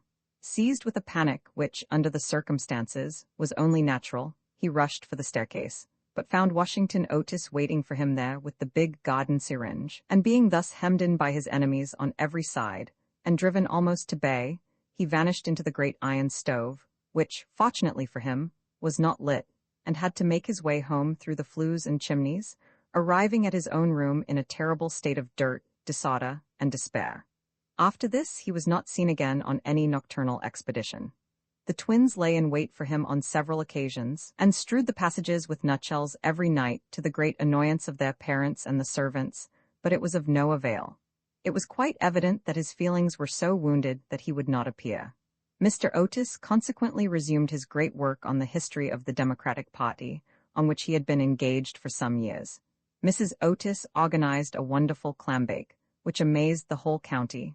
The boys took to lacrosse, euchre, polka, and other American national games, and Virginia rode about the lanes on her pony, accompanied by the young Duke of Cheshire, who had come to spend the last week of his holidays at Canterville Chase. It was generally assumed that the ghost had gone away, and in fact, Mr. Otis wrote a letter to that effect to Lord Canterville, who, in reply, expressed his great pleasure at the news, and sent his best congratulations to the minister's worthy wife. The Otises, however, were deceived, for the ghost was still in the house, and though now almost an invalid, was by no means ready to let matters rest, particularly as he heard that among the guests was the young Duke of Cheshire, whose granduncle, Lord Francis Stilton, had once bet 100 guineas with Colonel Cobry that he would play dice with the Canterville ghost, and was found the next morning lying on the floor of the cardroom in such a helpless paralytic state, that though he lived on to a great age, he was never able to say anything again but double sixes. The story was well known at the time, though, of course, out of respect to the feelings of the 2 noble families, every attempt was made to hush it up, and a full account of all the circumstances connected with it will be found in the 3rd volume of Lord Tattle's Recollections of the Prince Regent and his Friends. The ghost, then, was naturally very anxious to show that he had not lost his influence over the Stiltons, with whom, indeed, he was distantly connected, his own first cousin having been married en seconds noces to the Sieur de Bulkeley, from whom, as everyone knows, the Dukes of Cheshire are lineally descended. Accordingly, he made arrangements for appearing to Virginia's little lover in his celebrated impersonation of the vampire monk, or the bloodless Benedictine. A performance so horrible that when old Lady Startup saw it, which she did on one fatal New Year's Eve, in the year 1764, she went off into the most piercing shrieks, which culminated in violent apoplexy, and died in 3 days, after disinheriting the Cantervilles, who were her nearest relations, and leaving all her money to her London apothecary. At the last moment, however, his terror of the twins prevented his leaving his room, and the little Duke slept in peace under the great feathered canopy in the royal bedchamber, and dreamed of Virginia. A few days after this, Virginia and her curly-haired cavalier went out riding on Brockley Meadows, where she tore her habit so badly in getting through a hedge, that, on her return home, she made up her mind to go up by the back staircase so as not to be seen. As she was running past the tapestry chamber, the door of which happened to be open, she fancied she saw someone inside, and thinking it was her mother's maid, who sometimes used to bring her work there, looked in to ask her to mend her habit. To her immense surprise, however, it was the Canterville ghost himself. He was sitting by the window, watching the ruined gold of the yellowing trees fly through the air and the red leaves dancing madly down the long avenue. His head was leaning on his hand, and his whole attitude was one of extreme depression. Indeed, so forlorn, and so much out of repair did he look, that little Virginia, whose first idea had been to run away and lock herself in her room, was filled with pity and determined to try and comfort him. So light was her footfall, and so deep his melancholy, that he was not aware of her presence till she spoke to him. "I am so sorry for you," she said, "but my brothers are going back to Eton tomorrow, and then, if you behave yourself, no one will annoy you." "It is absurd asking me to behave myself," he answered, looking round in astonishment at the pretty little girl who had ventured to address him. "Quite absurd. I must rattle my chains and groan through keyholes, and walk about at night if that is what you mean. It is my only reason for existing." "It is no reason at all for existing, and you know you have been very wicked. Mrs. Umney told us, the first day we arrived here, that you had killed your wife." "Well, I quite admit it," said the ghost petulantly, "but it was a purely family matter, and concerned no one else." "It is very wrong to kill anyone," said Virginia, who at times had a sweet Puritan gravity, caught from some old New England ancestor. "Oh, I hate the cheap severity of abstract ethics. My wife was very plain, never had my ruffs properly starched, and knew nothing about cookery. Why, there was a buck I had shot in Hogley Woods, a magnificent pricket, and do you know how she had it sent up to table? However, it is no matter now, for it is all over, and I don't think it was very nice of her brothers to starve me to death, though I did kill her." "Starve you to death? Oh, Mr. Ghost, I mean Sir Simon, are you hungry? I have a sandwich in my case. Would you like it?" "No, thank you, I never eat anything now, but it is very kind of you, all the same, and you are much nicer than the rest of your horrid, rude, vulgar, dishonest family." "Stop," cried Virginia, stamping her foot. "It is you who are rude, and horrid, and vulgar, and as for dishonesty, you know you stole the paints out of my box to try and furbish up that ridiculous bloodstain in the library. First you took all my reds, including the vermilion, and I couldn't do any more sunsets. Then you took the emerald green and the chrome yellow, and finally I had nothing left but indigo and Chinese white, and could only do moonlight scenes, which are always depressing to look at, and not at all easy to paint. I never told on you, though I was very much annoyed, and it was most ridiculous, the whole thing, for who ever heard of emerald green blood?" "Well, really," said the ghost rather meekly, "what was I to do?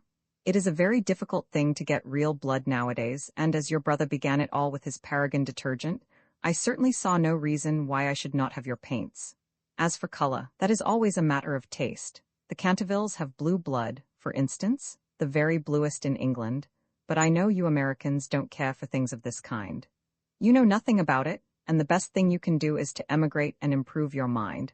My father will be only too happy to give you a free passage, and though there is a heavy duty on spirits of every kind, there will be no difficulty about the custom house, as the officers are all Democrats. Once in New York, you are sure to be a great success. I know lots of people there who would give $100,000 to have a grandfather, and much more than that to have a family ghost. I don't think I should like America. I suppose because we have no ruins and no curiosities," said Virginia satirically. "No ruins, no curiosities?" answered the ghost. "You have your navy and your manners.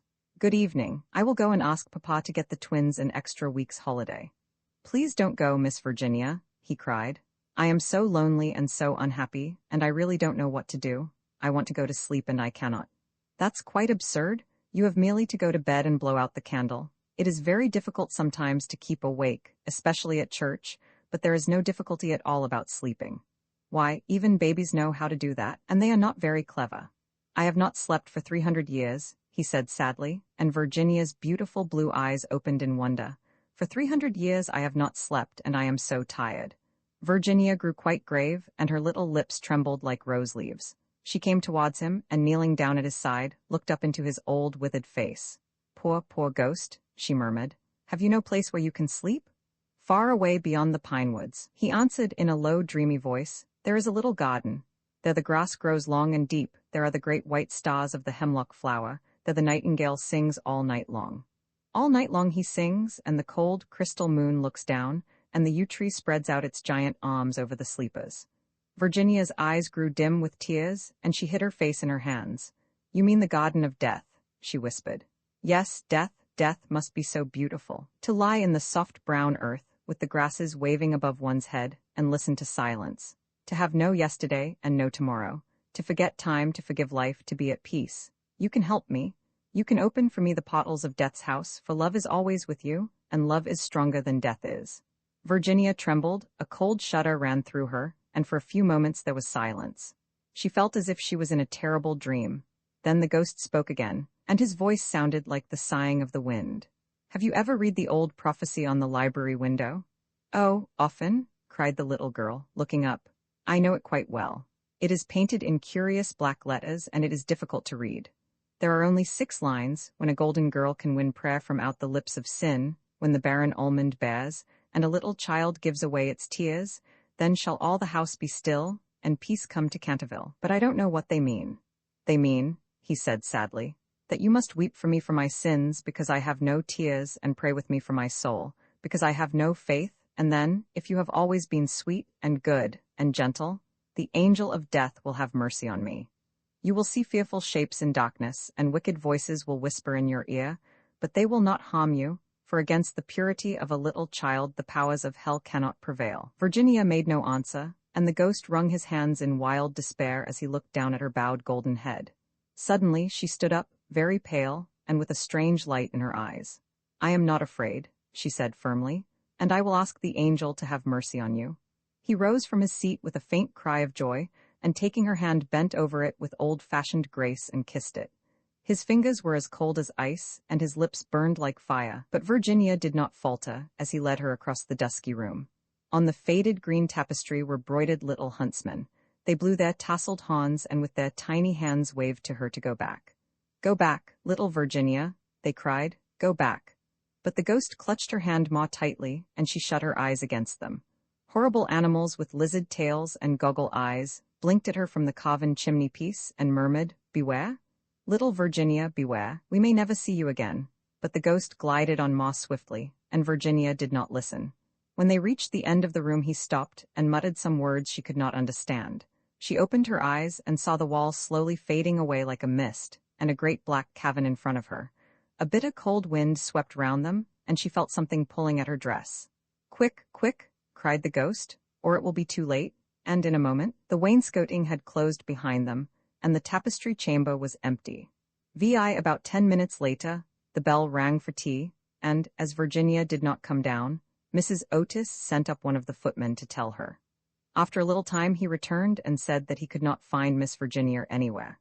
As she was in the habit of going out to the garden every evening to get flowers for the dinner table, Mrs. Otis was not at all alarmed at first, but when 6 o'clock struck, and Virginia did not appear, she became really agitated, and sent the boys out to look for her, while she herself and Mr. Otis searched every room in the house. At 6:30, the boys came back and said that they could find no trace of their sister anywhere.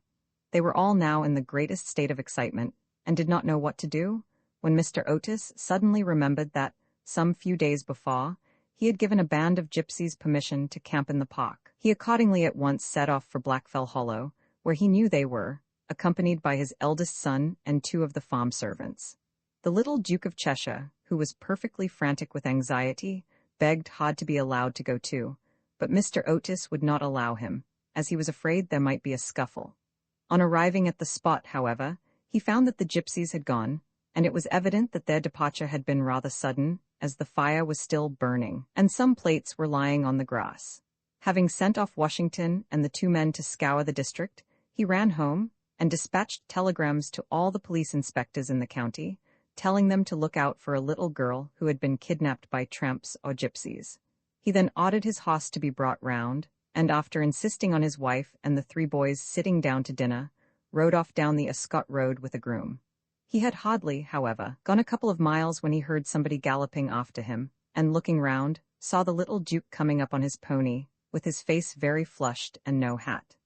"I'm awfully sorry, Mr. Otis," gasped out the boy, "but I can't eat any dinner as long as Virginia is lost. Please don't be angry with me.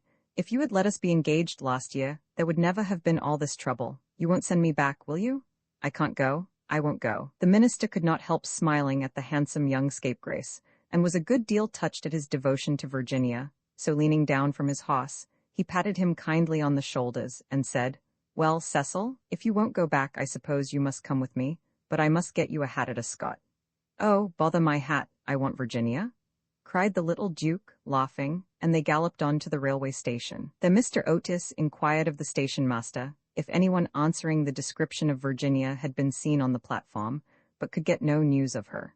The station master, however, wired up and down the line, and assured him that a strict watch would be kept for her, and after having bought a hat for the little Duke from a linen draper, who was just putting up his shutters, Mr. Otis rode off to Bexley, a village about 4 miles away, which he was told was a well-known haunt of the gypsies, as there was a large common next to it.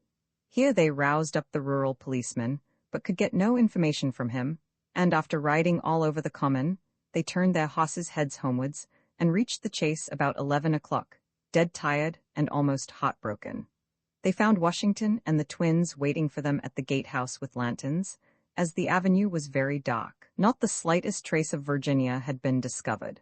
The gypsies had been caught on Brockley Meadows, but she was not with them, and they had explained their sudden departure by saying that they had mistaken the date of Chawton Fair, and had gone off in a hurry for fear they might be late.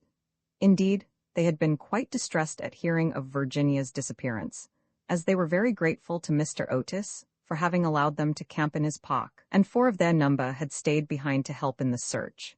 The cop pond had been dragged, and the whole chase thoroughly gone over, but without any result. It was evident that, for that night at any rate, Virginia was lost to them, and it was in a state of the deepest depression that Mr. Otis and the boys walked up to the house, the groom following behind with the 2 horses and the pony. In the hall, they found a group of frightened servants, and lying on a sofa in the library was poor Mrs. Otis, almost out of her mind with terror and anxiety, and having her forehead bathed with eau de cologne by the old housekeeper. Mr. Otis at once insisted on her having something to eat, and ordered up supper for the whole party. It was a melancholy meal, as hardly anyone spoke, and even the twins were awestruck and subdued, as they were very fond of their sister. When they had finished, Mr. Otis, in spite of the entreaties of the little Duke, ordered them all to bed, saying that nothing more could be done that night, and that he would telegraph in the morning to Scotland Yard for some detectives to be sent down immediately. Just as they were passing out of the dining room, midnight began to boom from the clock tower, and when the last stroke sounded they heard a crash and a sudden shrill cry. A dreadful peal of thunder shook the house. A strain of unearthly music floated through the air. A panel at the top of the staircase flew back with a loud noise, and out on the landing, looking very pale and white, with a little casket in her hand, stepped Virginia. In a moment they had all rushed up to her. Mrs. Otis clasped her passionately in her arms, the Duke smothered her with violent kisses, and the twins executed a wild war dance round the group. "Good heavens, child, where have you been?" said Mr. Otis, rather angrily, thinking that she had been playing some foolish trick on them. "Cecil and I have been riding all over the country looking for you, and your mother has been frightened to death. You must never play these practical jokes any more." "Except on the ghost, except on the ghost," shrieked the twins as they capered about. "My own darling, thank God you are found. You must never leave my side again," murmured Mrs. Otis as she kissed the trembling child and smoothed the tangled gold of her hair. "Papa," said Virginia quietly, "I have been with the ghost. He is dead, and you must come and see him. He had been very wicked, but he was really sorry for all that he had done, and he gave me this box of beautiful jewels before he died." The whole family gazed at her in mute amazement, but she was quite grave and serious, and turning round, she led them through the opening in the wainscoting down a narrow secret corridor, Washington following with a lighted candle, which he had caught up from the table. Finally, they came to a great oak door, studded with rusty nails. When Virginia touched it, it swung back on its heavy hinges, and they found themselves in a little low room with a vaulted ceiling and one tiny grated window. Embedded in the wall was a huge iron ring, and chained to it was a gaunt skeleton that was stretched out at full length on the stone floor, and seemed to be trying to grasp with its long, fleshless fingers an old-fashioned trencher and ewer that were placed just out of its reach. The jug had evidently been once filled with water, as it was covered inside with green mold. There was nothing on the trencher but a pile of dust. Virginia knelt down beside the skeleton, and, folding her little hands together, began to pray silently, while the rest of the party looked on in wonder at the terrible tragedy whose secret was now disclosed to them. "Hallo!" suddenly exclaimed one of the twins, who had been looking out of the window to try and discover in what wing of the house the room was situated. "Hallo! The old withered almond tree has blossomed. I can see the flowers quite plainly in the moonlight." "God has forgiven him," said Virginia gravely, as she rose to her feet, and a beautiful light seemed to illumine her face. "What an angel you are!" cried the young duke, and he put his arm round her neck and kissed her. Romans 4 days after these curious incidents, a funeral started from Canterville Chase at about 11 o'clock at night. The hearse was drawn by 8 black horses, each of which carried on its head a great tuft of nodding ostrich plumes, and the leaden coffin was covered by a rich purple pall, on which was embroidered in gold the Canterville coat of arms. By the side of the hearse and the coaches walked the servants with lighted torches, and the whole procession was wonderfully impressive. Lord Canterville was the chief mourner, having come up specially from Wales to attend the funeral, and sat in the first carriage along with little Virginia. Then came the United States minister and his wife, then Washington and the 3 boys, and in the last carriage was Mrs. Umney. It was generally felt that, as she had been frightened by the ghost for more than 50 years of her life, she had a right to see the last of him. A deep grave had been dug in the corner of the churchyard, just under the old yew tree, and the service was read in the most impressive manner by the Rev. Augustus Dampier. When the ceremony was over, the servants, according to an old custom observed in the Canterville family, extinguished their torches, and as the coffin was being lowered into the grave, Virginia stepped forward and laid on it a large cross made of white and pink almond blossoms. As she did so, the moon came out from behind a cloud, and flooded with its silent silver the little churchyard, and from a distant copse a nightingale began to sing. She thought of the ghost's description of the Garden of Death, her eyes became dim with tears, and she hardly spoke a word during the drive home. The next morning, before Lord Canterville went up to town, Mr. Otis had an interview with him on the subject of the jewels the ghost had given to Virginia. They were perfectly magnificent, especially a certain ruby necklace with old Venetian setting, which was really a superb specimen of 16th-century work, and their value was so great that Mr. Otis felt considerable scruples about allowing his daughter to accept them. "My lord," he said, "I know that in this country mortmain is held to apply to trinkets as well as to land, and it is quite clear to me that these jewels are, or should be, heirlooms in your family. I must beg you, accordingly, to take them to London with you, and to regard them simply as a portion of your property which has been restored to you under certain strange conditions. As for my daughter, she is merely a child, and has as yet, I am glad to say, but little interest in such appurtenances of idle luxury. I am also informed by Mrs. Otis, who, I may say, is no mean authority upon art, having had the privilege of spending several winters in Boston when she was a girl, that these gems are of great monetary worth, and if offered for sale would fetch a tall price.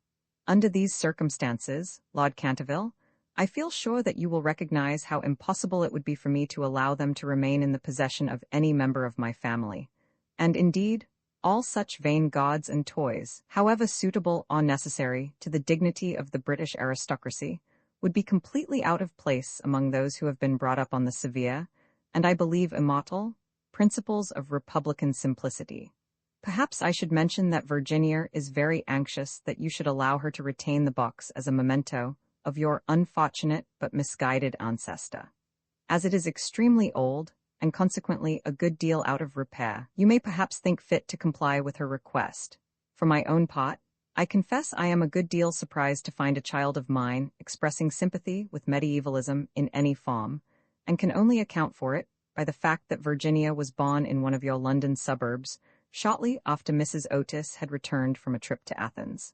Lord Canterville listened very gravely to the worthy minister's speech, pulling his grey moustache now and then to hide an involuntary smile, and when Mr. Otis had ended, he shook him cordially by the hand and said, "My dear sir, your charming little daughter rendered my unlucky ancestor, Sir Simon, a very important service, and I and my family are much indebted to her for her marvelous courage and pluck. The jewels are clearly hers, and, egad, I believe that if I were heartless enough to take them from her, the wicked old fellow would be out of his grave in a fortnight, leading me the devil of a life. As for their being heirlooms, nothing is an heirloom that is not so mentioned in a will or legal document, and the existence of these jewels has been quite unknown. I assure you I have no more claim on them than your butler, and when Miss Virginia grows up I dare say she will be pleased to have pretty things to wear. Besides, you forget, Mr. Otis, that you took the furniture and the ghost at a valuation, and anything that belonged to the ghost passed at once into your possession, as whatever activity Sir Simon may have shown in the corridor at night, in point of law he was really dead, and you acquired his property by purchase." Mr. Otis was a good deal distressed at Lord Canterville's refusal, and begged him to reconsider his decision, but the good-natured peer was quite firm, and finally induced the minister to allow his daughter to retain the present the ghost had given her. And when, in the spring of 1890, the young Duchess of Cheshire was presented at the Queen's first drawing-room on the occasion of her marriage, her jewels were the universal theme of admiration. For Virginia received the coronet, which is the reward of all good little American girls, and was married to her boy-lover as soon as he came of age. They were both so charming, and they loved each other so much, that everyone was delighted at the match, except the old Marchioness of Dumbleton, who had tried to catch the Duke for one of her 7 unmarried daughters, and had given no less than 3 expensive dinner parties for that purpose, and, strange to say, Mr. Otis himself. Mr. Otis was extremely fond of the young Duke personally, but theoretically he objected to titles, and, to use his own words, was not without apprehension lest, amid the enervating influences of a pleasure-loving aristocracy, the true principles of republican simplicity should be forgotten. His objections, however, were completely overruled, and I believe that when he walked up the aisle of St. George's, Hanover Square, with his daughter leaning on his arm, there was not a prouder man in the whole length and breadth of England. The Duke and Duchess, after the honeymoon was over, went down to Canterville Chase, and on the day after their arrival, they walked over in the afternoon to the lonely churchyard by the pine woods. There had been a great deal of difficulty at first about the inscription on Sir Simon's tombstone, but finally it had been decided to engrave on it simply the initials of the old gentleman's name and the verse from the library window. The Duchess had brought with her some lovely roses, which she strewed upon the grave, and after they had stood by it for some time, they strolled into the ruined chancel of the old abbey. There the Duchess sat down on a fallen pillar, while her husband lay at her feet smoking a cigarette and looking up at her beautiful eyes. Suddenly he threw his cigarette away, took hold of her hand, and said to her, "Virginia, a wife should have no secrets from her husband." "Dear Cecil, I have no secrets from you." "Yes, you have," he answered, smiling. "You have never told me what happened to you when you were locked up with the ghost." "I have never told anyone, Cecil," said Virginia gravely. "I know that, but you might tell me." "Please don't ask me, Cecil, I cannot tell you. Poor Sir Simon, I owe him a great deal. Yes, don't laugh, Cecil, I really do. He made me see what life is, and what death signifies, and why love is stronger than both." The Duke rose and kissed his wife lovingly. "You can have your secret as long as I have your heart," he murmured. "You have always had that, Cecil, and you will tell our children some day, won't you?" Virginia blushed. The model millionaire a note of admiration, unless one is wealthy, there is no use in being a charming fellow. Romance is the privilege of the rich, not the profession of the unemployed. The poor should be practical and prosaic. It is better to have a permanent income than to be fascinating. These are the great truths of modern life which Hughie Erskine never realized. Poor Hughie? Intellectually, we must admit, he was not of much importance. He never said a brilliant or even an ill-natured thing in his life. But then he was wonderfully good-looking, with his crisp brown hair, his clear-cut profile, and his gray eyes. He was as popular with men as he was with women, and he had every accomplishment except that of making money. His father had bequeathed him his cavalry sword and a history of the Peninsular War in 15 volumes. Hughie hung the first over his looking-glass, put the second on a shelf between Ruff's Guide and Bailey's Magazine, and lived on 200 a year that an old aunt allowed him. He had tried everything. He had gone on the stock exchange for 6 months, But what was a butterfly to do among bulls and bears? He had been a tea merchant for a little longer, but had soon tired of Pico and Souchong. Then he had tried selling dry sherry. That did not answer. The sherry was a little too dry. Ultimately he became nothing, a delightful, ineffectual young man with a perfect profile and no profession. To make matters worse, he was in love.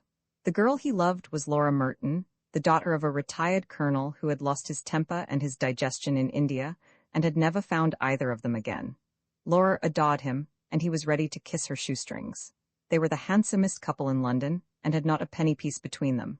The colonel was very fond of Hughie, but would not hear of any engagement. "Come to me, my boy, when you have got £10,000 of your own, and we will see about it," he used to say, and Hughie looked very glum in those days, and had to go to Laura for consolation.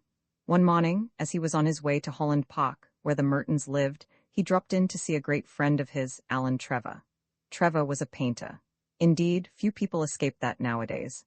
But he was also an artist, and artists are rather rare. Personally, he was a strange, rough fellow, with a freckled face and a red, ragged beard. However, when he took up the brush, he was a real master, and his pictures were eagerly sought after. He had been very much attracted by Hughie at first, it must be acknowledged, entirely on account of his personal charm. "The only people a painter should know," he used to say, "are people who are bête and beautiful, people who are an artistic pleasure to look at and an intellectual repose to talk to. Men who are dandies and women who are darlings rule the world. At least they should do so."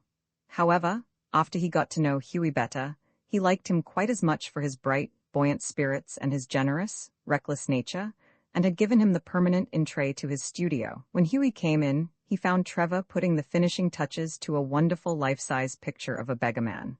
The beggar himself was standing on a raised platform in a corner of the studio. He was a wizened old man, with a face like wrinkled parchment and a most piteous expression. Over his shoulders was flung a coarse brown cloak, all tears and tatters. His thick boots were patched and cobbled, and with one hand he leant on a rough stick, while with the other he held out his battered hat for alms. "What an amazing model," whispered Hughie as he shook hands with his friend. "An amazing model?" shouted Trevor at the top of his voice. "I should think so. Such beggars as he are not to be met with every day. A Trouvaille, mon cher, a living Velasquez, my stars, what an etching Rembrandt would have made of him." "Poor old chap," said Hughie, "how miserable he looks, but I suppose, to you painters, his face is his fortune." "Certainly," replied Trevor. "You don't want a beggar to look happy, do you?" "How much does a model get for sitting?" asked Hughie as he found himself a comfortable seat on a divan. "£1 an hour." "And how much do you get for your picture, Alan?" "Oh, for this I get £2,000. Guineas? Painters, poets, and physicians always get guineas." "Well, I think the model should have a percentage," cried Hughie, laughing. "They work quite as hard as you do." "Nonsense, nonsense! Why, look at the trouble of laying on the paint alone, and standing all day long at one's easel. It's all very well, Hughie, for you to talk, but I assure you that there are moments when art almost attains to the dignity of manual labor. But you mustn't chatter, I'm very busy. Smoke a cigarette and keep quiet." After some time the servant came in and told Trevor that the frame-maker wanted to speak to him. "Don't run away, Hughie," he said, as he went out. "I will be back in a moment." The old beggar-man took advantage of Trevor's absence to rest for a moment on a wooden bench that was behind him. He looked so forlorn and wretched that Hughie could not help pitying him, and felt in his pockets to see what money he had. All he could find was a sovereign and some coppers. "Poor old fellow," he thought to himself. "He wants it more than I do, but it means no hansoms for a fortnight," and he walked across the studio and slipped the sovereign into the beggar's hand. The old man started, and a faint smile flitted across his withered lips. "Thank you, sir," he said. "Thank you." Then Trevor arrived, and Hughie took his leave, blushing a little at what he had done. He spent the day with Laura, got a charming scolding for his extravagance, and had to walk home. That night he strolled into the Palette Club about 11 o'clock, and found Trevor sitting by himself in the smoking room drinking hock and seltzer. "Well, Alan, did you get the picture finished all right?" he said, as he lit his cigarette. "Finished and framed, my boy," answered Trevor. "And by the by, you have made a conquest. That old model you saw is quite devoted to you. I had to tell him all about you, who you are, where you live, what your income is, what prospects you have." "My dear Alan," cried Hughie, "I shall probably find him waiting for me when I go home. But of course you are only joking. Poor old wretch, I wish I could do something for him. I think it is dreadful that anyone should be so miserable. I have got heaps of old clothes at home. Do you think he would care for any of them? Why, his rags were falling to bits. But he looks splendid in them, said Trevor. I wouldn't paint him in a frock coat for anything. What you call rags I call romance. What seems poverty to you is picturesqueness to me. However, I'll tell him of your offer. Alan, said Hughie seriously, you painters are a heartless lot. An artist's heart is his head, replied Trevor. And besides, our business is to realize the world as we see it, not to reform it as we know it.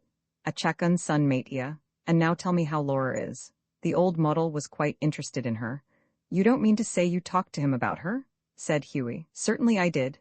He knows all about the relentless colonel, the lovely Laura, and the 10,000 pounds.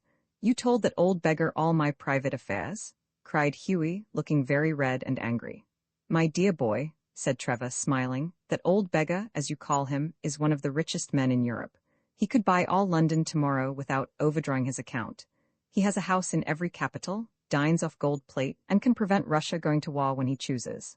What on earth do you mean? Exclaimed Hughie. What I say, said Trevor. The old man you saw today in the studio was Baron Hosberg. He is a great friend of mine, buys all my pictures and that sort of thing, and gave me a commission a month ago to paint him as a beggar. Que voulez-vous? La fantaisie d'un millionnaire, and I must say he made a magnificent figure in his rags, or perhaps I should say in my rags. They are an old suit I got in Spain. Baron Hosberg? Cried Hughie. Good heavens, I gave him a sovereign. And he sank into an armchair the picture of dismay. Gave him a sovereign? Shouted Trevor, and he burst into a roar of laughter. My dear boy, you'll never see it again. Son affaire c'est l'argent des artes. I think you might have told me, Alan, said Hughie sulkily, and not have let me make such a fool of myself. Well, to begin with, Hughie, said Trevor, it never entered my mind that you went about distributing alms in that reckless way. I can understand you're kissing a pretty model, but you're giving a sovereign to an ugly one. By Jove, no? Besides, the fact is that I really was not at home today to anyone, and when you came in, I didn't know whether Hosberg would like his name mentioned. You know he wasn't in full dress. What a duffer he must think me, said Hughie. Not at all. He was in the highest spirits after you left, kept chuckling to himself and rubbing his old wrinkled hands together. I couldn't make out why he was so interested to know all about you, but I see it all now. He'll invest your sovereign for you, Hughie, pay you the interest every 6 months, and have a capital story to tell after dinner. I am an unlucky devil, growled Hughie. The best thing I can do is to go to bed, and my dear Alan, you mustn't tell anyone. I shouldn't dare show my face in the row. Nonsense. It reflects the highest credit on your philanthropic spirit, Hughie. And don't run away. Have another cigarette, and you can talk about Laura as much as you like. However, Hughie wouldn't stop but walked home, feeling very unhappy, and leaving Alan Trevor in fits of laughter. The next morning, as he was at breakfast, the servant brought him up a card on which was written, Monsieur Gustave Naudin, de la part de M. le Baron Hosberg. I suppose he has come for an apology, said Hughie to himself, and he told the servant to show the visitor up. An old gentleman with gold spectacles and grey hair came into the room and said, in a slight French accent, Have I the honor of addressing Monsieur Erskine? Hughie bowed. I have come from Baron Hosberg, he continued. The Baron? I beg, sir, that you will offer him my sincerest apologies, stammered Hughie. The Baron, said the old gentleman with a smile, has commissioned me to bring you this letter, and he extended a sealed envelope. On the outside was written, A wedding present to Hugh Erskine and Laura Merton from an old beggar, and inside was a cheque for 10,000 pounds. When they were married, Alan Trevor was the best man, and the Baron made a speech at the wedding breakfast. Millionaire models, remarked Alan, are rare enough, but by Jove, model millionaires are rarer still. The portrait of Mr. W. H. I had been dining with Erskine in his pretty little house in Birdcage Walk, and we were sitting in the library over our coffee and cigarettes, when the question of literary forgeries happened to turn up in conversation. I cannot at present remember how it was that we struck upon this somewhat curious topic, as it was at that time, but I know that we had a long discussion about Macpherson, Ireland, and Chatterton, and that with regard to the last I insisted that his so-called forgeries were merely the result of an artistic desire for perfect representation, that we had no right to quarrel with an artist for the conditions under which he chooses to present his work, and that all art being to a certain degree a mode of acting, an attempt to realize one's own personality on some imaginative plane, out of reach of the trammeling accidents and limitations of real life. To censure an artist for a forgery was to confuse an ethical with an aesthetical problem. Erskine, who was a good deal older than I was, and had been listening to me with the amused deference of a man of 40, suddenly put his hand upon my shoulder and said to me, "What would you say about a young man who had a strange theory about a certain work of art, believed in his theory, and committed a forgery in order to prove it?" "Ah, that is quite a different matter," I answered. Erskine remained silent for a few moments, looking at the thin gray threads of smoke that were rising from his cigarette. "Yes," he said after a pause, "quite different." There was something in the tone of his voice, a slight touch of bitterness perhaps, that excited my curiosity. "Did you ever know anybody who did that?" I cried. "Yes," he answered, throwing his cigarette into the fire. "A great friend of mine, Cyril Graham. He was very fascinating and very foolish, and very heartless. However, he left me the only legacy I ever received in my life." "What was that?" I exclaimed. Erskine rose from his seat and, going over to a tall inlaid cabinet that stood between the two windows, unlocked it, and came back to where I was sitting, holding in his hand a small panel picture set in an old and somewhat tarnished Elizabethan frame. It was a full-length portrait of a young man in late 16th century costume, standing by a table, with his right hand resting on an open book. He seemed about 17 years of age, and was of quite extraordinary personal beauty, though evidently somewhat effeminate. Indeed, had it not been for the dress and the closely cropped hair, one would have said that the face with its dreamy, wistful eyes and its delicate scarlet lips was the face of a girl. In manner, and especially in the treatment of the hands, the picture reminded one of Francois Clouet's later work. The black velvet doublet with its fantastically gilded points, and the peacock blue background against which it showed up so pleasantly, and from which it gained such luminous value of color, were quite in Clouet's style. And the two masks of tragedy and comedy that hung somewhat formally from the marble pedestal had that hard severity of touch, so different from the facile grace of the Italians, which even at the court of France, the great Flemish master never completely lost, and which in itself has always been a characteristic of the northern temper. "It is a charming thing," I cried, "but who is this wonderful young man, whose beauty art has so happily preserved for us?" "This is the portrait of Mr. W.H., said Erskine, with a sad smile.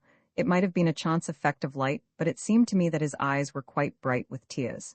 "Mr. W.H.?" I exclaimed. "Who was Mr. W.H.? Don't you remember?" he answered. "Look at the book on which his hand is resting." "I see there is some writing there, but I cannot make it out," I replied. "Take this magnifying glass and try," said Erskine, with the same sad smile still playing about his mouth. I took the glass, and moving the lamp a little nearer, I began to spell out the crabbed 16th century handwriting. "To the only begetter of these ensuing sonnets." "Good heavens!" I cried. "Is this Shakespeare's Mr. W.H.? Cyril Graham used to say so," muttered Erskine. "But it is not a bit like Lord Pembroke," I answered. "I know the Penshurst portraits very well. I was staying near there a few weeks ago." "Do you really believe, then, that the sonnets are addressed to Lord Pembroke?" he asked. "I am sure of it," I answered. "Pembroke, Shakespeare, and Mrs. Mary Fitton are the three personages of the sonnets, there is no doubt at all about it." "Well, I agree with you," said Erskine, "but I did not always think so. I used to believe, well, I suppose I used to believe in Cyril Graham and his theory." "And what was that?" I asked, looking at the wonderful portrait which had already begun to have a strange fascination for me. "It is a long story," said Erskine, taking the picture away from me. Rather abruptly, I thought at the time, a very long story. But if you care to hear it, I will tell it to you. "I love theories about the sonnets," I cried, "but I don't think I am likely to be converted to any new idea. The matter has ceased to be a mystery to anyone. Indeed, I wonder that it ever was a mystery. As I don't believe in the theory, I am not likely to convert you to it," said Erskine, laughing, "but it may interest you." "Tell it to me, of course," I answered. "If it is half as delightful as the picture, I shall be more than satisfied." "Well," said Erskine, lighting a cigarette, "I must begin by telling you about Cyril Graham himself. He and I were at the same house at Eton. I was a year or two older than he was, but we were immense friends, and did all our work and all our play together. There was, of course, a good deal more play than work, but I cannot say that I am sorry for that. It is always an advantage not to have received a sound commercial education, and what I learned in the playing fields at Eton has been quite as useful to me as anything I was taught at Cambridge. I should tell you that Cyril's father and mother were both dead. They had been drowned in a horrible yachting accident off the Isle of Wight. His father had been in the diplomatic service, and had married a daughter, the only daughter, in fact, of old Lord Crediton, who became Cyril's guardian after the death of his parents. I don't think that Lord Crediton cared very much for Cyril. He had never really forgiven his daughter for marrying a man who had not a title. He was an extraordinary old aristocrat, who swore like a costermonger and had the manners of a farmer. I remember seeing him once on speech day. He growled at me, gave me a sovereign, and told me not to grow up a damned radical like my father. Cyril had very little affection for him, and was only too glad to spend most of his holidays with us in Scotland. They never really got on together at all. Cyril thought him a bear, and he thought Cyril effeminate. He was effeminate, I suppose, in some things, though he was a very good rider and a capital fencer. In fact, he got the foils before he left Eton. But he was very languid in his manner, and not a little vain of his good looks, and had a strong objection to football. The two things that really gave him pleasure were poetry and acting. At Eton he was always dressing up and reciting Shakespeare, and when we went up to Trinity, he became a member of the ADC his first term. I remember I was always very jealous of his acting. I was absurdly devoted to him, I suppose because we were so different in some things. I was a rather awkward, weakly lad, with huge feet, and horribly freckled. Freckles run in Scotch families just as gout does in English families. Cyril used to say that of the two, he preferred the gout. But he always set an absurdly high value on personal appearance, and once read a paper before our debating society to prove that it was better to be good-looking than to be good. He certainly was wonderfully handsome. People who did not like him, Philistines and college tutors, and young men reading for the church, used to say that he was merely pretty, but there was a great deal more in his face than mere prettiness. I think he was the most splendid creature I ever saw, and nothing could exceed the grace of his movements, the charm of his manner. He fascinated everybody who was worth fascinating, and a great many people who were not. He was often willful and petulant, and I used to think him dreadfully insincere. It was due, I think, chiefly to his inordinate desire to please. Poor Cyril? I told him once that he was contented with very cheap triumphs, but he only laughed. He was horribly spoiled. All charming people, I fancy, are spoiled. It is the secret of their attraction. However, I must tell you about Cyril's acting. You know that no actresses are allowed to play at the ADC. At least they were not in my time. I don't know how it is now. Well, of course, Cyril was always cast for the girls' parts, and when As You Like It was produced, he played Rosalind. It was a marvelous performance. In fact, Cyril Graham was the only perfect Rosalind I have ever seen. It would be impossible to describe to you the beauty, the delicacy, the refinement of the whole thing. It made an immense sensation, and the horrid little theatre, as it was then, was crowded every night. Even when I read the play now, I can't help thinking of Cyril. It might have been written for him. The next term he took his degree, and came to London to read for the diplomatic. But he never did any work. He spent his days in reading Shakespeare's sonnets and his evenings at the theatre. He was, of course, wild to go on the stage. It was all that I and Lord Crediton could do to prevent him. Perhaps if he had gone on the stage, he would be alive now. It is always a silly thing to give advice, but to give good advice is absolutely fatal. I hope you will never fall into that error. If you do, you will be sorry for it. Well, to come to the real point of the story, one day I got a letter from Cyril asking me to come round to his rooms that evening. He had charming chambers in Piccadilly, overlooking the Green Park, and as I used to go to see him every day, I was rather surprised at his taking the trouble to write.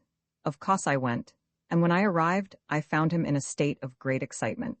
He told me that he had at last discovered the true secret of Shakespeare's sonnets, that all the scholars and critics had been entirely on the wrong tack, and that he was the first who, working purely by internal evidence, had found out who Mr. W.H. really was. He was perfectly wild with delight, and for a long time would not tell me his theory. Finally, he produced a bundle of notes, took his copy of the sonnets off the mantelpiece, and sat down and gave me a long lecture on the whole subject. He began by pointing out that the young man to whom Shakespeare addressed these strangely passionate poems must have been somebody who was a really vital factor in the development of his dramatic art, and that this could not be said either of Lord Pembroke or Lord Southampton.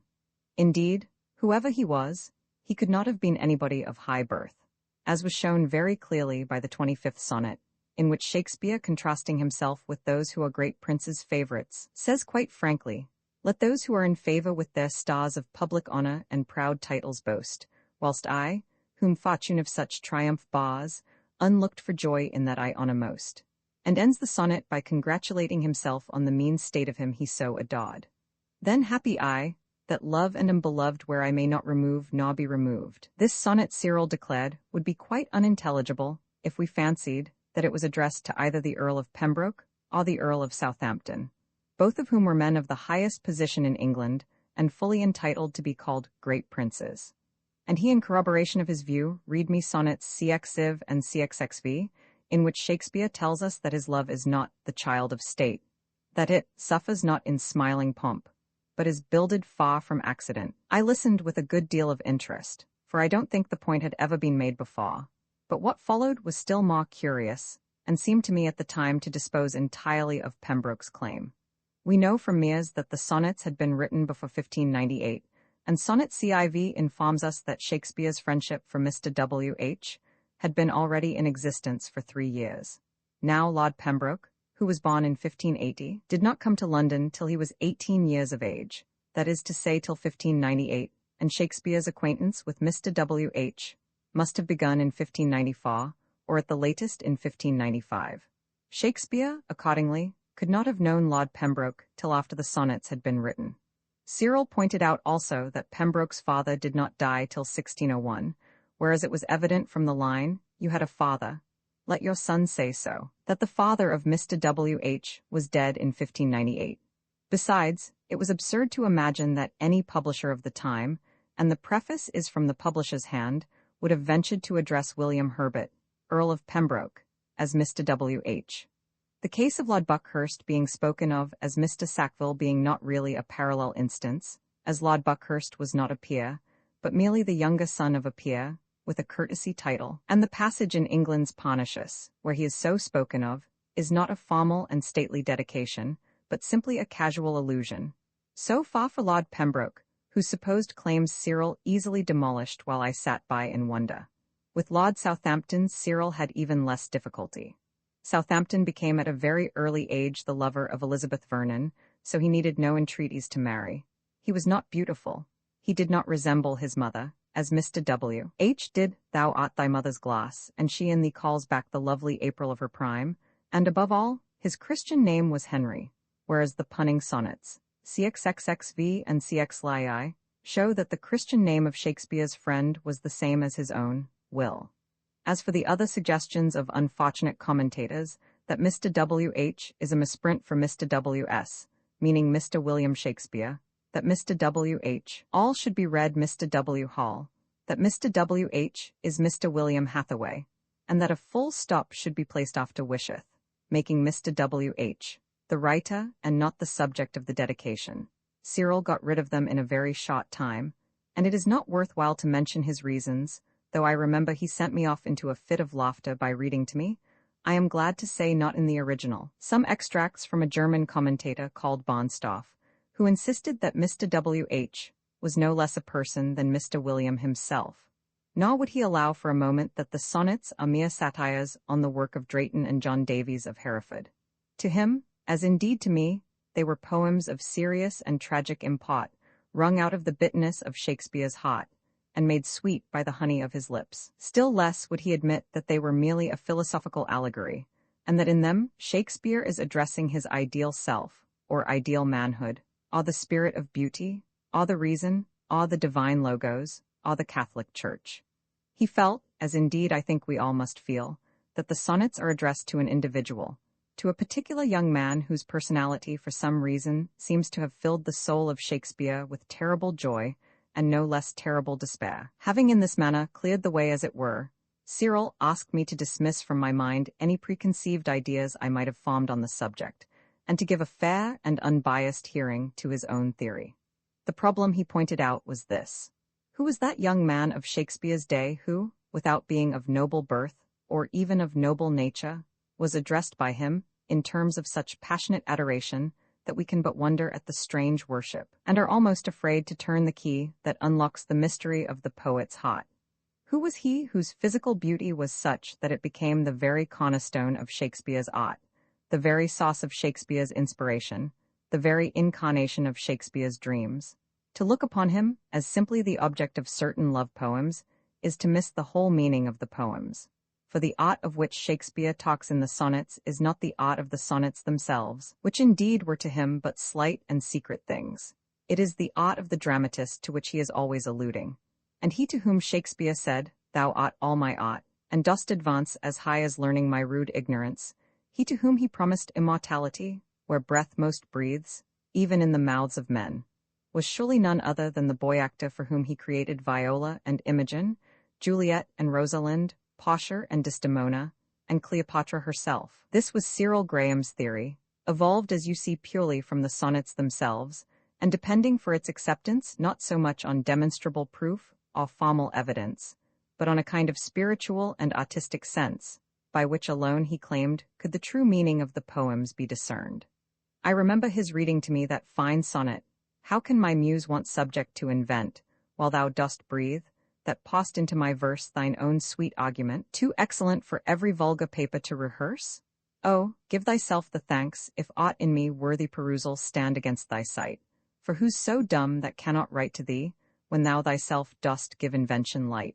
Be thou the 10th muse, 10 times more in worth than those old 9 which rhymers invocate, and he that calls on thee, let him bring forth eternal numbers to outlive long date," and pointing out how completely it corroborated his theory. And indeed, he went through all the sonnets carefully, and showed, or fancied that he showed, that, according to his new explanation of their meaning, things that had seemed obscure, or evil, or exaggerated, became clear and rational, and of high artistic import, illustrating Shakespeare's conception of the true relations between the art of the actor and the art of the dramatist. It is of course evident that there must have been in Shakespeare's company some wonderful boy actor of great beauty, to whom he entrusted the presentation of his noble heroines. For Shakespeare was a practical theatrical manager as well as an imaginative poet, and Cyril Graham had actually discovered the boy actor's name. He was Will, or, as he preferred to call him, Willie Hughes. The Christian name he found of course in the punning sonnets, CXXXV and CX The surname was, according to him, hidden in the 7th line of the 20th sonnet, where Mr. W.H. is described as a man in hue, all hues in his controlling.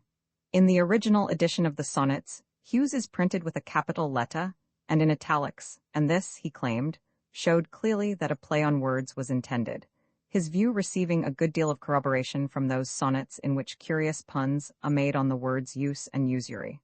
Of course I was converted at once, and Willie Hughes became to me as real a person as Shakespeare. The only objection I made to the theory was that the name of Willie Hughes does not occur in the list of the actors of Shakespeare's company, as it is printed in the first folio.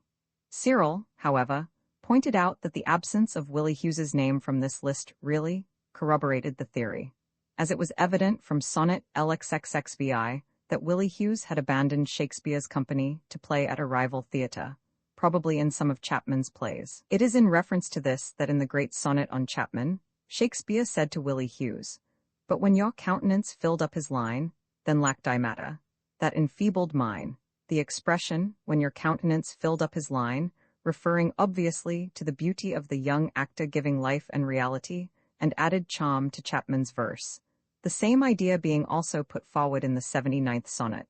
"Whilst I alone did call upon thy aid, my verse alone had all thy gentle grace. But now my gracious numbers are decayed, and my sick muse doth give another place." And in the immediately preceding sonnet, where Shakespeare says, "Every alien pen has got my use, and under thee their poesy disperse," the play upon words, use equals Hughes, being of course obvious, and the phrase, "under thee their poesy disperse," meaning, by your assistance as an actor bring their plays before the people. It was a wonderful evening, and we sat up almost till dawn reading and rereading the sonnets.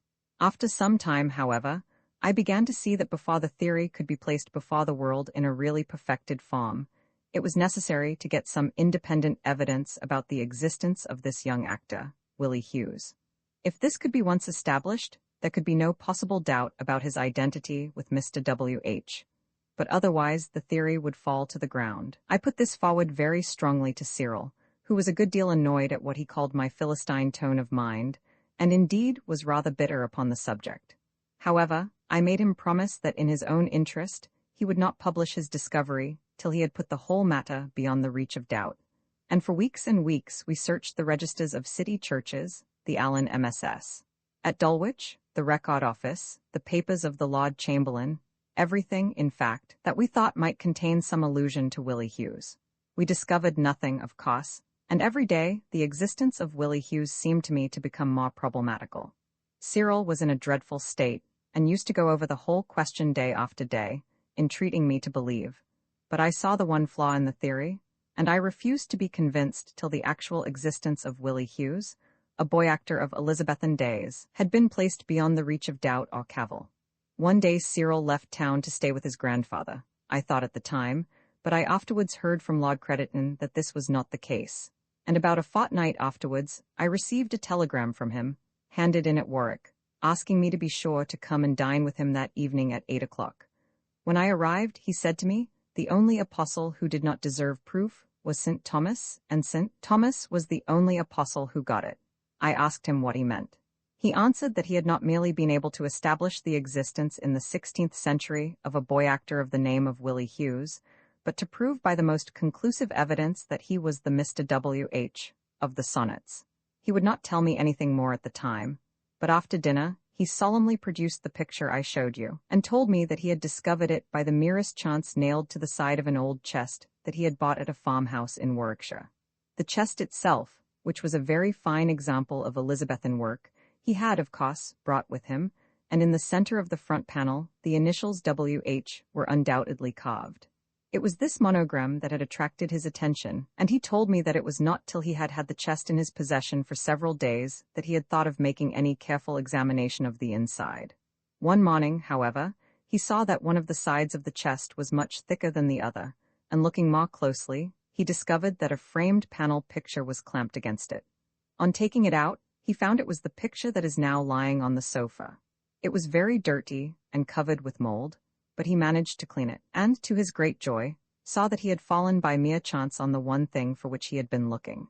Here was an authentic portrait of Mr. W.H., with his hand resting on the dedicatory page of the sonnets, and on the frame itself could be faintly seen the name of the young man written in black uncial letters on a faded gold ground, Master Will Hughes.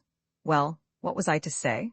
It never occurred to me for a moment that Cyril Graham was playing a trick on me, or that he was trying to prove his theory by means of a forgery. But is it a forgery? I asked. Of course it is, said Erskine. It is a very good forgery, but it is a forgery nonetheless. I thought at the time that Cyril was rather calm about the whole matter, but I remember he more than once told me that he himself required no proof of the kind, and that he thought the theory complete without it. I laughed at him, and told him that without it, the theory would fall to the ground, and I warmly congratulated him on the marvelous discovery. We then arranged that the picture should be etched or facsimiled and placed as the frontispiece to Cyril's edition of the sonnets, and for 3 months we did nothing but go over each poem line by line, till we had settled every difficulty of text or meaning. One unlucky day I was in a print shop in Holborn, when I saw upon the counter some extremely beautiful drawings in silver point. I was so attracted by them that I bought them, and the proprietor of the place, a man called Rawlings, told me that they were done by a young painter of the name of Edward Merton, who was very clever, but as poor as a church mouse. I went to see Merton some days afterwards, having got his address from the princeler, and found a pale, interesting young man, with a rather common-looking wife, his model. As I subsequently learned, I told him how much I admired his drawings, at which he seemed very pleased, and I asked him if he would show me some of his other work. As we were looking over a portfolio, full of really very lovely things, for Merton had a most delicate and delightful touch, I suddenly caught sight of a drawing of the picture of Mr. W.H. There was no doubt whatever about it. It was almost a facsimile, the only difference being that the two masks of tragedy and comedy were not suspended from the marble table as they are in the picture, but were lying on the floor at the young man's feet. "Where on earth did you get that?" I said. He grew rather confused and said, "Oh, that is nothing. I did not know it was in this portfolio." "It is not a thing of any value. It is what you did for Mr. Cyril Graham," exclaimed his wife, "and if this gentleman wishes to buy it, let him have it." "For Mr. Cyril Graham?" I repeated. "Did you paint the picture of Mr. W.H.?" "I don't understand what you mean," he answered, growing very red. Well, the whole thing was quite dreadful. The wife let it all out. I gave her £5 when I was going away. I can't bear to think of it now, but of course I was furious. I went off at once to Cyril's chambers, waited there for 3 hours before he came in, with that horrid lie staring me in the face, and told him I had discovered his forgery. He grew very pale and said, "I did it purely for your sake. You would not be convinced in any other way." It does not affect the truth of the theory. The truth of the theory, I exclaimed. The less we talk about that, the better. You never even believed in it yourself. If you had, you would not have committed a forgery to prove it. High words passed between us. We had a fearful quarrel. I dare say I was unjust. The next morning he was dead. Dead? I cried. Yes, he shot himself with a revolver. Some of the blood splashed upon the frame of the picture, just where the name had been painted. By the time I arrived, his servant had sent for me at once. The police were already there. He had left a letter for me, evidently written in the greatest agitation and distress of mind. What was in it?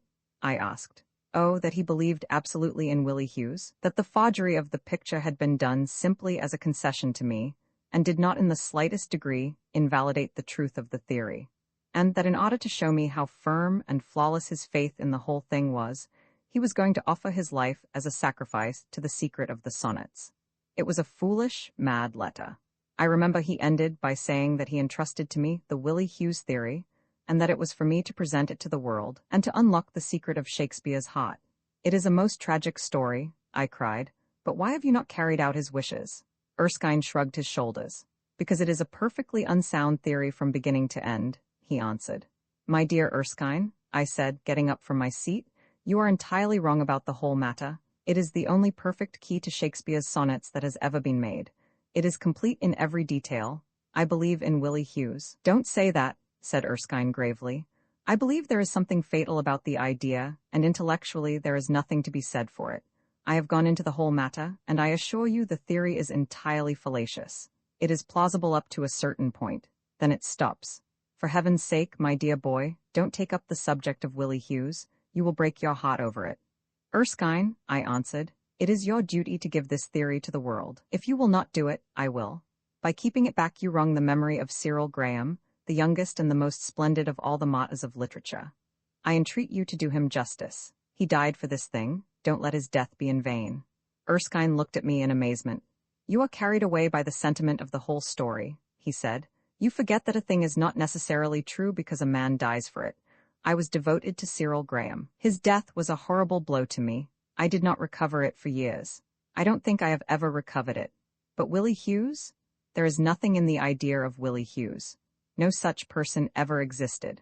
As for bringing the whole thing before the world thinks that Cyril Graham shot himself by accident. The only proof of his suicide was contained in the letter to me, and of this letter the public never heard anything. To the present day, Lord Crediton thinks that the whole thing was accidental. Cyril Graham sacrificed his life to a great idea, I answered, and if you will not tell of his martyrdom, tell at least of his faith. His faith, said Erskine, was fixed in a thing that was false, in a thing that was unsound, in a thing that no Shakespearean scholar would accept for a moment. The theory would be laughed at. Don't make a fool of yourself, and don't follow a trail that leads nowhere. You start by assuming the existence of the very person whose existence is the thing to be proved. Besides, everybody knows that the sonnets were addressed to Lord Pembroke. The matter is settled once for all. The matter is not settled? I exclaimed. I will take up the theory where Cyril Graham left it, and I will prove to the world that he was right. Silly boy, said Erskine. Go home. It is after 2, and don't think about Willie Hughes any more. I am sorry I told you anything about it, and very sorry indeed that I should have converted you to a thing in which I don't believe. You have given me the key to the greatest mystery of modern literature, I answered, and I shall not rest till I have made you recognize, till I have made everybody recognize, that Cyril Graham was the most subtle Shakespearean critic of our day.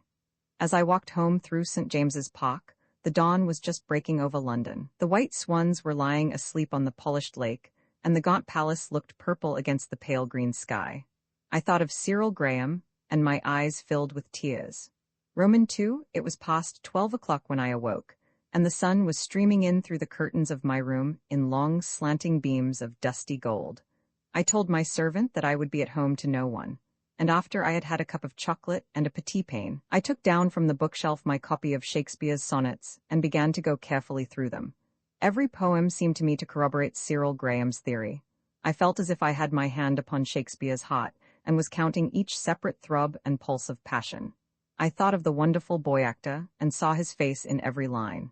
2 sonnets, I remember, struck me particularly. They were the 53rd and the 67th.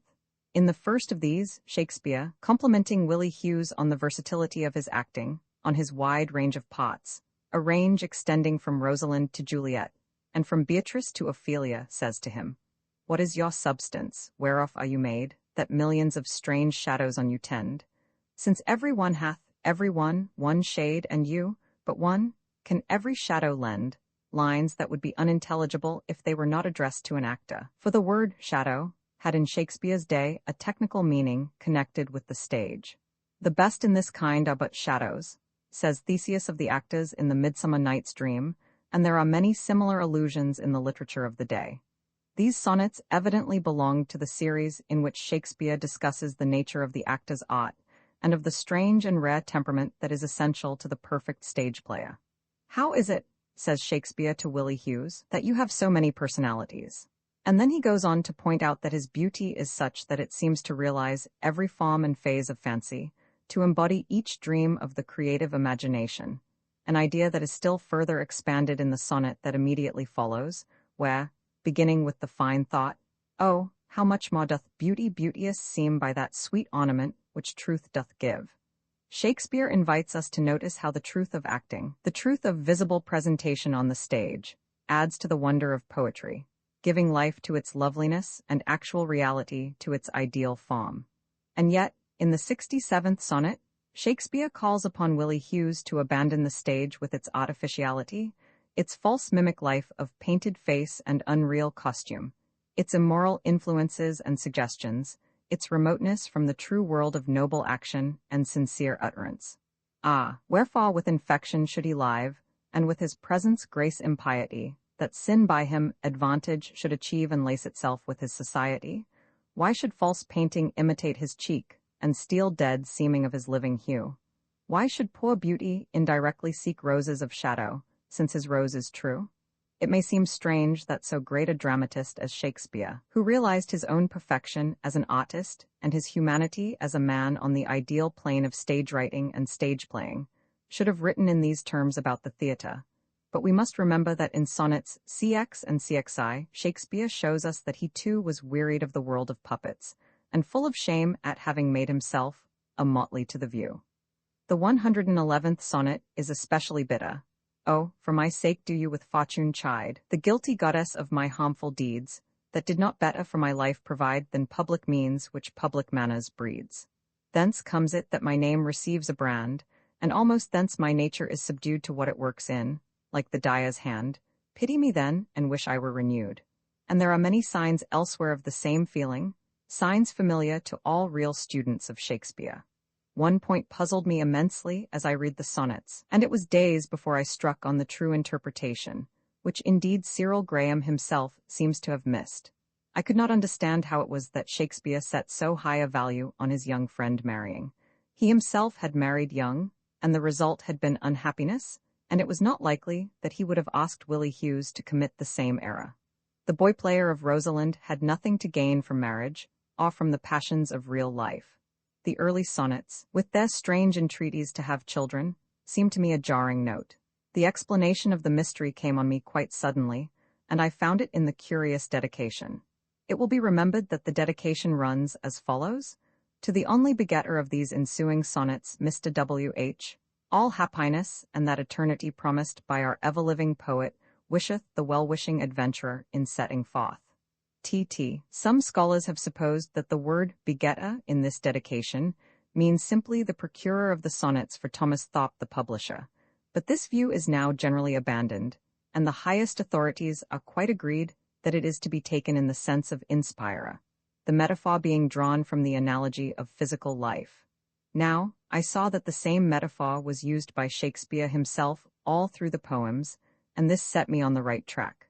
Finally, I made my great discovery. The marriage that Shakespeare proposes for Willie Hughes is the marriage with his muse, an expression which is definitely put forward in the 82nd sonnet, where, in the bitterness of his heart at the defection of the boy actor for whom he had written his greatest parts, and whose beauty had indeed suggested them, he opens his complaint by saying, "I grant thou wert not married to my muse."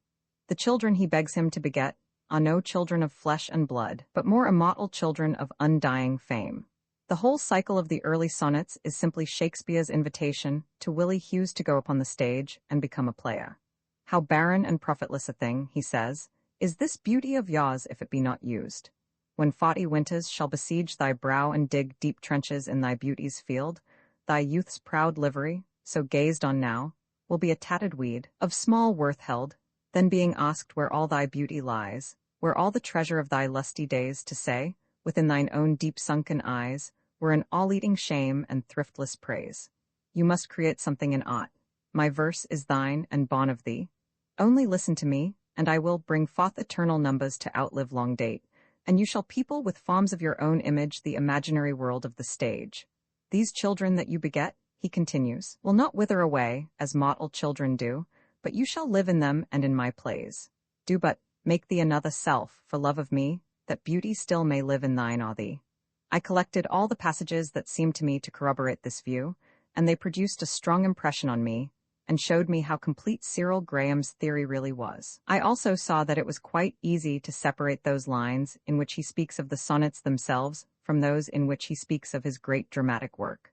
This was a point that had been entirely overlooked by all critics up to Cyril Graham's day, and yet it was one of the most important points in the whole series of poems. To the sonnets, Shakespeare was more or less indifferent. He did not wish to rest his fame on them. They were to him his slight muse, as he calls them, and intended, as Mies tells us, for private circulation only among a very few friends. Upon the other hand, he was extremely conscious of the high artistic value of his plays, and shows a noble self-reliance upon his dramatic genius. When he says to Willie Hughes, "But thy eternal summer shall not fade, nor lose possession of that fair thou owest, nor shall death brag thou wandest in his shade, when in eternal lines to time thou growst, so long as men can breathe, or eyes can see, so long lives this, and this gives life to thee." The expression, eternal lines, clearly alludes to one of his plays that he was sending him at the time, just as the concluding couplet points to his confidence in the probability of his plays being always acted. In his address to the dramatic muse, Sonnets C and Ci, we find the same feeling. Where art thou, muse, that thou forgetst so long to speak of that which gives thee all thy might? Spend'st thou thy fury on some worthless song, darkening thy power to lend base subjects light? He cries, and he then proceeds to reproach the mistress of tragedy and comedy for her neglect of truth and beauty died, and says, because he needs no praise, wilt thou be dumb? Excuse not silence so, for tea lies in thee to make him much outlive a gilded tomb and to be praised of ages yet to be. Then do thy office, muse. I teach thee how to make him seem long hence as he shows now. It is, however, perhaps in the 55th sonnet that Shakespeare gives to this idea its fullest expression. To imagine that the powerful rhyme of the second line refers to the sonnet itself is to mistake Shakespeare's meaning entirely. It seemed to me that it was extremely likely, from the general character of the sonnet, that a particular play was meant, and that the play was none other but Romeo and Juliet. Not marble, nor the gilded monuments of princes, shall outlive this powerful rhyme, but you shall shine more bright in these contents than unswept stone besmeared with sluttish time. When wasteful wars shall statues overturn, and broils root out the work of masonry, nor mars his sod nor war's quick fire shall burn the living record of your memory. Gainst death and all oblivious enmity shall you pace forth. Your praise shall still find room, even in the eyes of all posterity that wear this world out to the ending doom. So, till the judgment that yourself arise, you live in this, and dwell in lover's eyes. It was also extremely suggestive to note how here as elsewhere Shakespeare promised Willie Hughes immortality, in a form that appealed to men's eyes. That is to say, in a spectacular form, in a play that is to be looked at. For 2 weeks I worked hard at the sonnets, hardly ever going out, and refusing all invitations. Every day I seemed to be discovering something new, and Willie Hughes became to me a kind of spiritual presence, an ever-dominant personality. I could almost fancy that I saw him standing in the shadow of my room, so well had Shakespeare drawn him, with his golden hair, his tender flower-like grace, his dreamy deep-sunken eyes, his delicate mobile limbs, and his white lily hands. His very name fascinated me. Willie Hughes? Willie Hughes? How musically it sounded. Yes, who else but he could have been the master mistress of Shakespeare's passion, 1 the lord of his love to whom he was bound in vassalage, 2 the delicate minion of pleasure, 3 the rose of the whole world, 4 the herald of the spring, 5 decked in the proud livery of youth, 6 the lovely boy whom it was sweet music to hear, 7 and whose beauty was the very raiment of Shakespeare's heart, ate as it was the keystone of his dramatic power. How bitter now seemed the whole tragedy of his desertion and his shame. Shame that he made sweet and lovely Nine by the mere magic of his personality, but that was none the less shame. Yet as Shakespeare forgave him, should not we forgive him also? I did not care to pry into the mystery of his sin. His abandonment of Shakespeare's theatre was a different matter, and I investigated it at great length. Finally, I came to the conclusion that Cyril Graham had been wrong in regarding the rival dramatist of the 80th sonnet as Chapman. It was obviously Marlowe who was alluded to. At the time the sonnets were written, such an expression as the proud full sail of his great verse could not have been used of Chapman's work, however applicable it might have been to the style of his later Jacobean plays. No, Marlowe was clearly the rival dramatist of whom Shakespeare spoke in such laudatory terms, and that affable familiar ghost which nightly gulls him with intelligence was the Mephistopheles of his Dr. Faustus. No doubt, Marlowe was fascinated by the beauty and grace of the boy actor, and lured him away from the Blackfriars Theatre, that he might play the Gaveston of his Edward Roman II. That Shakespeare had the legal right to retain Willie Hughes in his own company is evident from Sonnet LXXXVI, where he says, "Farewell, thou art too dear for my possessing, and like enough thou know'st thy estimate. The charter of thy worth gives thee releasing. My bonds in thee are all determinate. For how do I hold thee but by thy granting? And for that riches where is my deserving? The cause of this fair gift in me is wanting, and so my patent back again is swerving. Thyself thou gayest, thy own worth then not knowing, ah me, to whom thou gavest it, else mistaking. So thy great gift, upon misprision growing, comes home again, on better judgment making. Thus have I had thee, as a dream doth flatter, in sleep a king, but waking no such matter. But him whom he could not hold by love, he would not hold by force." Willie Hughes became a member of Lord Pembroke's company, and perhaps in the open yard of the Red Bull Tavern, played the part of King Edward's delicate minion.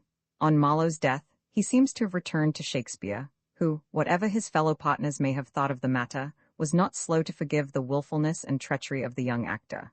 How well, too, had Shakespeare drawn the temperament of the stage player.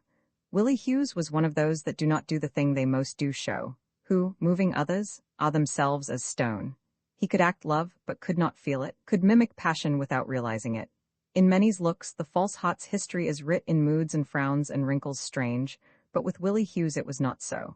"Heaven," says Shakespeare, in a sonnet of mad idolatry, "Heaven in thy creation did decree that in thy face sweet love should ever dwell.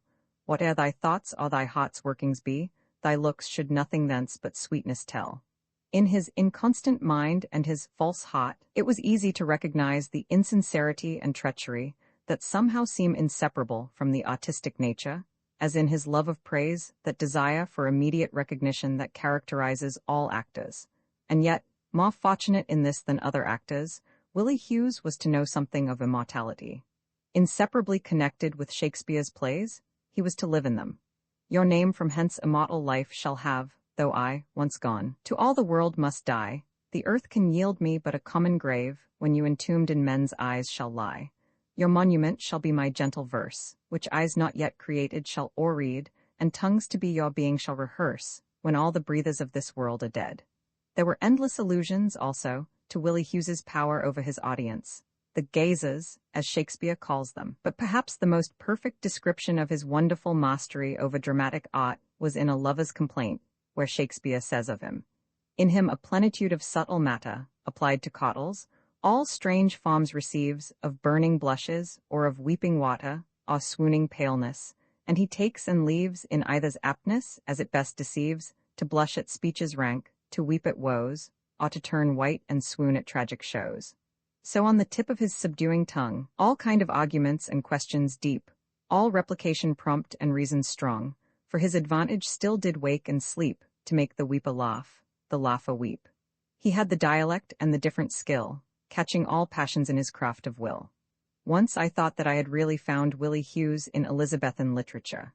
In a wonderfully graphic account of the last days of the great Earl of Essex, his chaplain, Thomas Snell, tells us that the night before the Earl died, he called William Hughes, which was his musician, to play upon the virginals and to sing.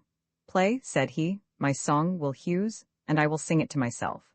So he did it most joyfully, not as the howling swan, which, still looking down, waileth her end, but as a sweet lark, lifting up his hands and casting up his eyes to his God, with this mounted the crystal skies, and reached with his unwearied tongue the top of highest heavens. Surely the boy who played on the virginals to the dying father of Sidney's Stella was none other but the Will Hughes to whom Shakespeare dedicated the sonnets, and who he tells us was himself sweet music to hear.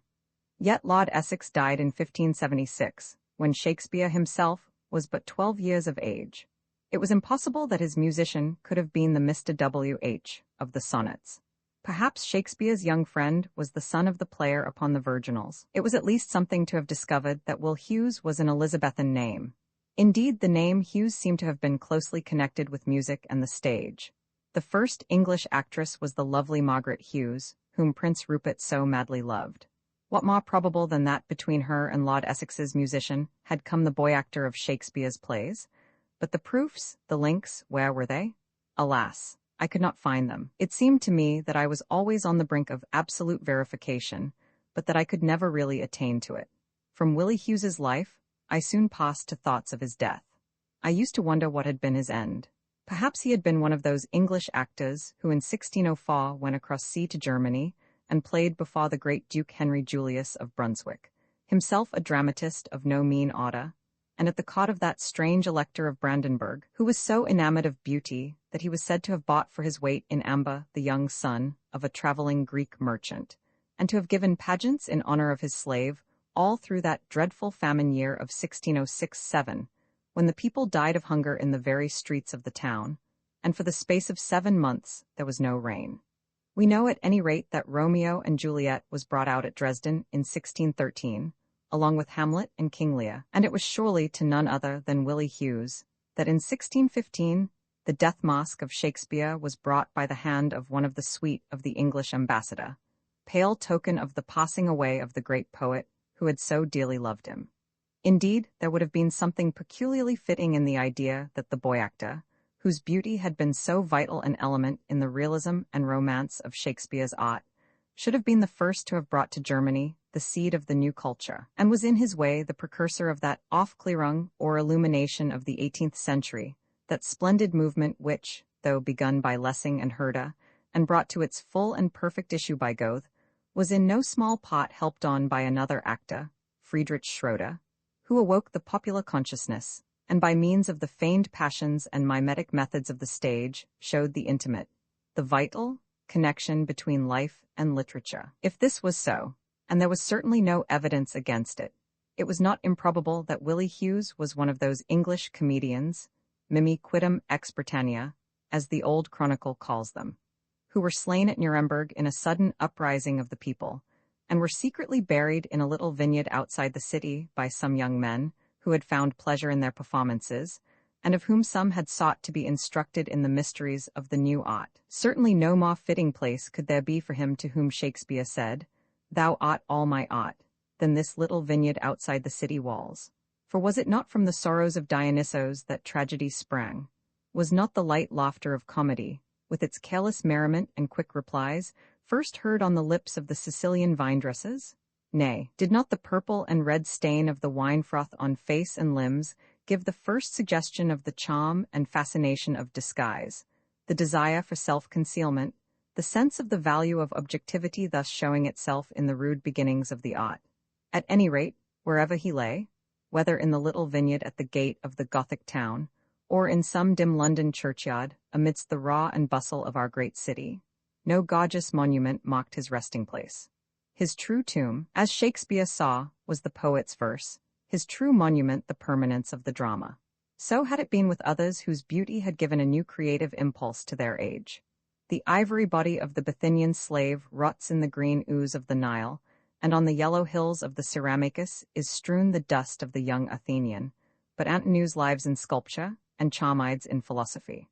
Roman 3, after 3 weeks had elapsed, I determined to make a strong appeal to Erskine to do justice to the memory of Cyril Graham, and to give to the world his marvelous interpretation of the sonnets, the only interpretation that thoroughly explained the problem.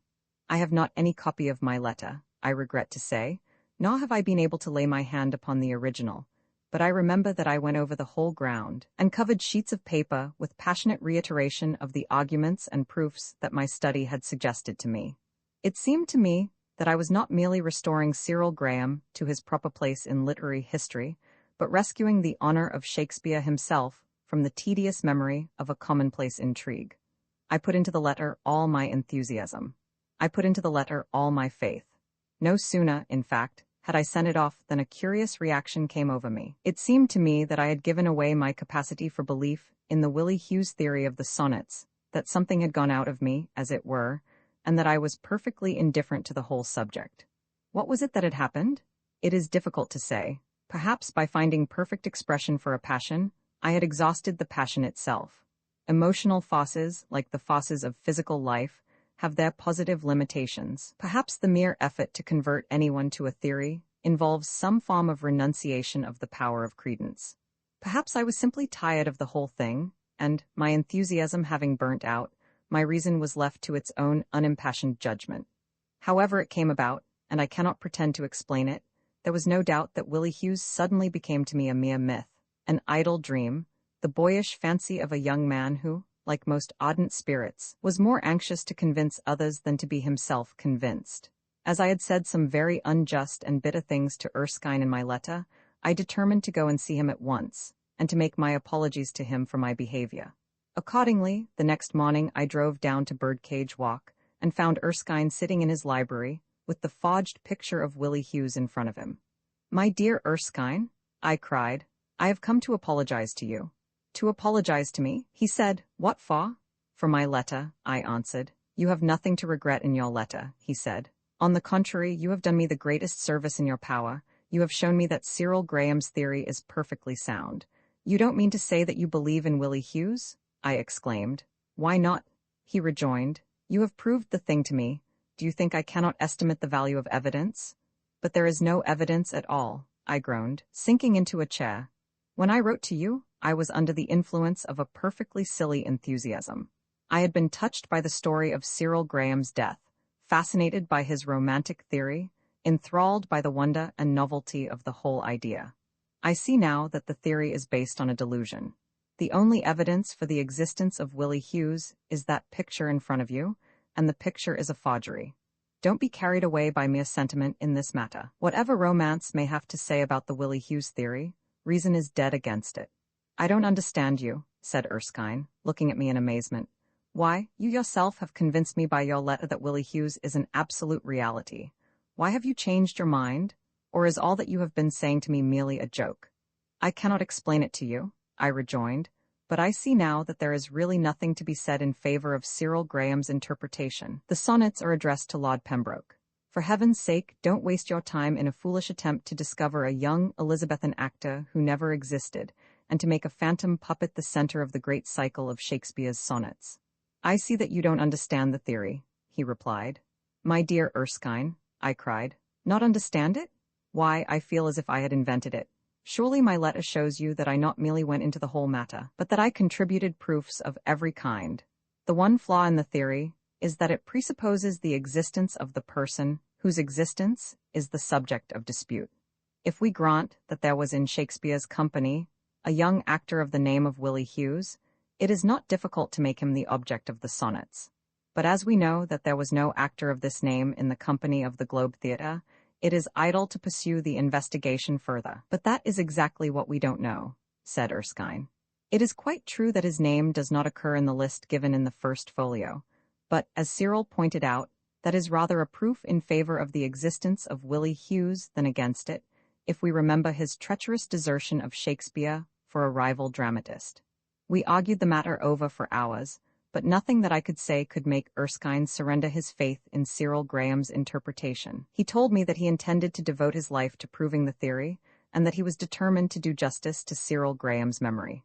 I entreated him, laughed at him, begged of him, but it was of no use. Finally we parted, not exactly in anger, but certainly with a shadow between us. He thought me shallow, I thought him foolish. When I called on him again, his servant told me that he had gone to Germany. 2 years afterwards, as I was going into my club, the hall porter handed me a letter with a foreign postmark. It was from Erskine, and written at the Hotel d'Angleterre, Cannes. When I had read it, I was filled with horror, though I did not quite believe that he would be so mad as to carry his resolve into execution. The gist of the letter was that he had tried in every way to verify the Willie Hughes theory, and had failed, and that as Cyril Graham had given his life for this theory, he himself had determined to give his own life also to the same cause. The concluding words of the letter were these: "I still believe in Willie Hughes, and by the time you receive this, I shall have died by my own hand for Willie Hughes's sake. For his sake, and for the sake of Cyril Graham, whom I drove to his death by my shallow skepticism and ignorant lack of faith. The truth was once revealed to you, and you rejected it. It comes to you now stained with the blood of 2 lives. Do not turn away from it." It was a horrible moment. I felt sick with misery, and yet I could not believe it. To die for one's theological beliefs is the worst use a man can make of his life, but to die for a literary theory? It seemed impossible. I looked at the date. The letter was a week old. Some unfortunate chance had prevented my going to the club for several days, or I might have got it in time to save him. Perhaps it was not too late. I drove off to my rooms, packed up my things, and started by the night mail from Charing Cross. The journey was intolerable. I thought I would never arrive. As soon as I did, I drove to the Hotel d'Angleterre. They told me that Erskine had been buried 2 days before in the English cemetery. There was something horribly grotesque about the whole tragedy. I said all kinds of wild things, and the people in the hall looked curiously at me. Suddenly Lady Erskine, in deep mourning, passed across the vestibule. When she saw me, she came up to me, murmured something about her poor son, and burst into tears. I led her into her sitting room. An elderly gentleman was there waiting for her. It was the English doctor. We talked a great deal about Erskine, but I said nothing about his motive for committing suicide. It was evident that he had not told his mother anything about the reason that had driven him to so mad an act. Finally Lady Erskine rose and said, "George left you something as a memento. It was a thing he prized very much. I will get it for you." As soon as she had left the room, I turned to the doctor and said, "What a dreadful shock it must have been to Lady Erskine. I wonder that she bears it as well as she does." "Oh, she knew for months past that it was coming," he answered. "Knew it for months past?" I cried. "But why didn't she stop him? Why didn't she have him watched? He must have been mad." The doctor stared at me. "I don't know what you mean," he said. "Well," I cried, "if a mother knows that her son is going to commit suicide—" "Suicide?" he answered. "Poor Erskine did not commit suicide. He died of consumption. He came here to die. The moment I saw him I knew that there was no hope. One lung was almost gone, and the other was very much affected. 3 days before he died, he asked me was there any hope. I told him frankly that there was none, and that he had only a few days to live. He wrote some letters, and was quite resigned, retaining his senses to the last." At that moment Lady Erskine entered the room with the fatal picture of Willie Hughes in her hand. "When George was dying, he begged me to give you this," she said. As I took it from her, her tears fell on my hand. The picture hangs now in my library, where it is very much admired by my autistic friends. They have decided that it is not a Clowet, but an Awdry. I have never cared to tell them its true history.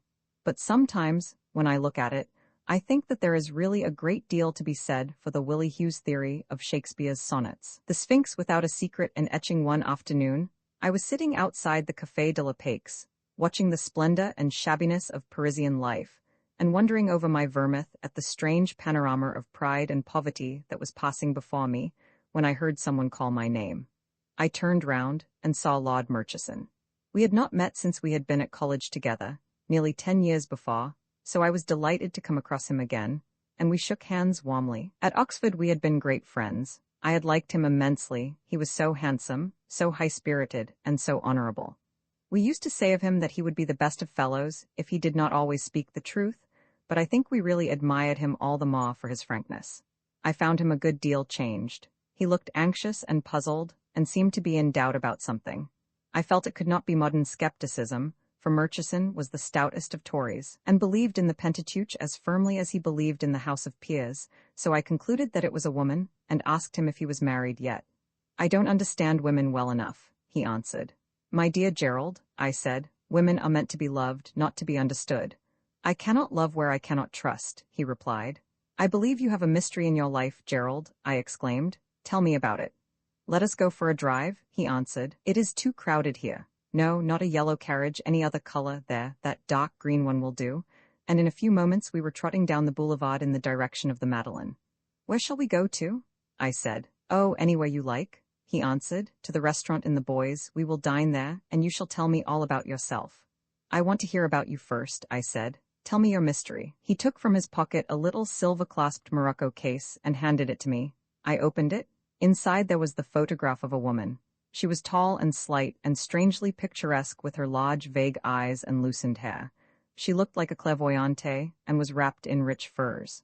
"What do you think of that face?" he said. "Is it truthful?" I examined it carefully. It seemed to me the face of someone who had a secret, but whether that secret was good or evil, I could not say. Its beauty was a beauty molded out of many mysteries. The beauty, in fact, which is psychological, not plastic, and the faint smile that just played across the lips was far too subtle to be really sweet. "Well," he cried impatiently, "what do you say?" "She is the Gioconda in Sables," I answered. "Let me know all about her." "Not now," he said, "after dinner," and began to talk of other things. When the waiter brought us our coffee and cigarettes, I reminded Gerald of his promise. He rose from his seat, walked 2 or 3 times up and down the room, and sinking into an armchair, told me the following story. "One evening," he said, "I was walking down Bond Street about 5 o'clock. There was a terrific crush of carriages, and the traffic was almost stopped. Close to the pavement was standing a little yellow brougham, which, for some reason or other, attracted my attention. As I passed by there looked out from it the face I showed you this afternoon. It fascinated me immediately. All that night I kept thinking of it, and all the next day. I wandered up and down that wretched row, peering into every carriage and waiting for the yellow brougham, but I could not find Ma Belle Inconnue, and at last I began to think she was merely a dream. About a week afterwards I was dining with Madame de Rastale. Dinner was for 8 o'clock, but at 8:30 we were still waiting in the drawing-room. Finally the servant threw open the door and announced Lady Alroy. It was the woman I had been looking for. She came in very slowly, looking like a moonbeam in grey lace, and to my intense delight, I was asked to take her in to dinner. After we had sat down, I remarked quite innocently, "I think I caught sight of you in Bond Street some time ago, Lady Alroy." She grew very pale and said to me in a low voice, "Pray do not talk so loud. You may be overheard." I felt miserable at having made such a bad beginning, and plunged recklessly into the subject of the French plays. She spoke very little, always in the same low musical voice, and seemed as if she was afraid of someone listening. I fell passionately, stupidly in love, and the indefinable atmosphere of mystery that surrounded her excited my most ardent curiosity. When she was going away, which she did very soon after dinner, I asked her if I might call and see her. She hesitated for a moment, glanced round to see if anyone was near us, and then said, "Yes, tomorrow at 5:15. I begged Madame de Rastale to tell me about her, but all that I could learn was that she was a widow with a beautiful house in Park Lane, and as some scientific bore began a dissertation on widows, as exemplifying the survival of the matrimonially fittest, I left and went home. The next day I arrived at Park Lane punctual to the moment, but was told by the butler that Lady Alroy had just gone out. I went down to the club quite unhappy and very much puzzled, and after long consideration wrote her a letter, asking if I might be allowed to try my chance some other afternoon. I had no answer for several days, but at last I got a little note saying she would be at home on Sunday at 4, and with this extraordinary postscript: "Please do not write to me here again. I will explain when I see you." On Sunday she received me, and was perfectly charming, but when I was going away she begged of me, if I ever had occasion to write to her again, to address my letter to Mrs. Knox, care of Whittaker's Library, Green Street. "There are reasons," she said, "why I cannot receive letters in my own house." All through the season I saw a great deal of her, and the atmosphere of mystery never left her. Sometimes I thought that she was in the power of some man, but she looked so unapproachable that I could not believe it. It was really very difficult for me to come to any conclusion, for she was like one of those strange crystals that one sees in museums, which are at one moment clear, and at another clouded. At last I determined to ask her to be my wife. I was sick and tired of the incessant secrecy that she imposed on all my visits, and on the few letters I sent her. I wrote to her at the library to ask her if she could see me the following Monday at 6. She answered yes, and I was in the 7th heaven of delight. I was infatuated with her. In spite of the mystery, I thought then, in consequence of it, I see now. No, it was the woman herself I loved. The mystery troubled me, maddened me. Why did chance put me in its track? "You discovered it then?" I cried. "I fear so," he answered. "You can judge for yourself." When Monday came round I went to lunch with my uncle, and about 4 o'clock found myself in the Marylebone Road. My uncle, you know, lives in Regent's Park. I wanted to get to Piccadilly, and took a shortcut through a lot of shabby little streets. Suddenly I saw in front of me Lady Alroy, deeply veiled and walking very fast. On coming to the lost house in the street, she went up the steps, took out a latchkey, and let herself in. Here is the mystery, I said to myself, and I hurried on and examined the house. It seemed a sort of place for letting lodgings. On the doorstep lay her handkerchief, which she had dropped. I picked it up and put it in my pocket. Then I began to consider what I should do. I came to the conclusion that I had no right to spy on her, and I drove down to the club. At 6 I called to see her. She was lying on a sofa, in a tea gown of silver tissue looped up by some strange moonstones that she always wore. She was looking quite lovely. "I am so glad to see you," she said. "I have not been out all day." I stared at her in amazement, and pulling the handkerchief out of my pocket, handed it to her.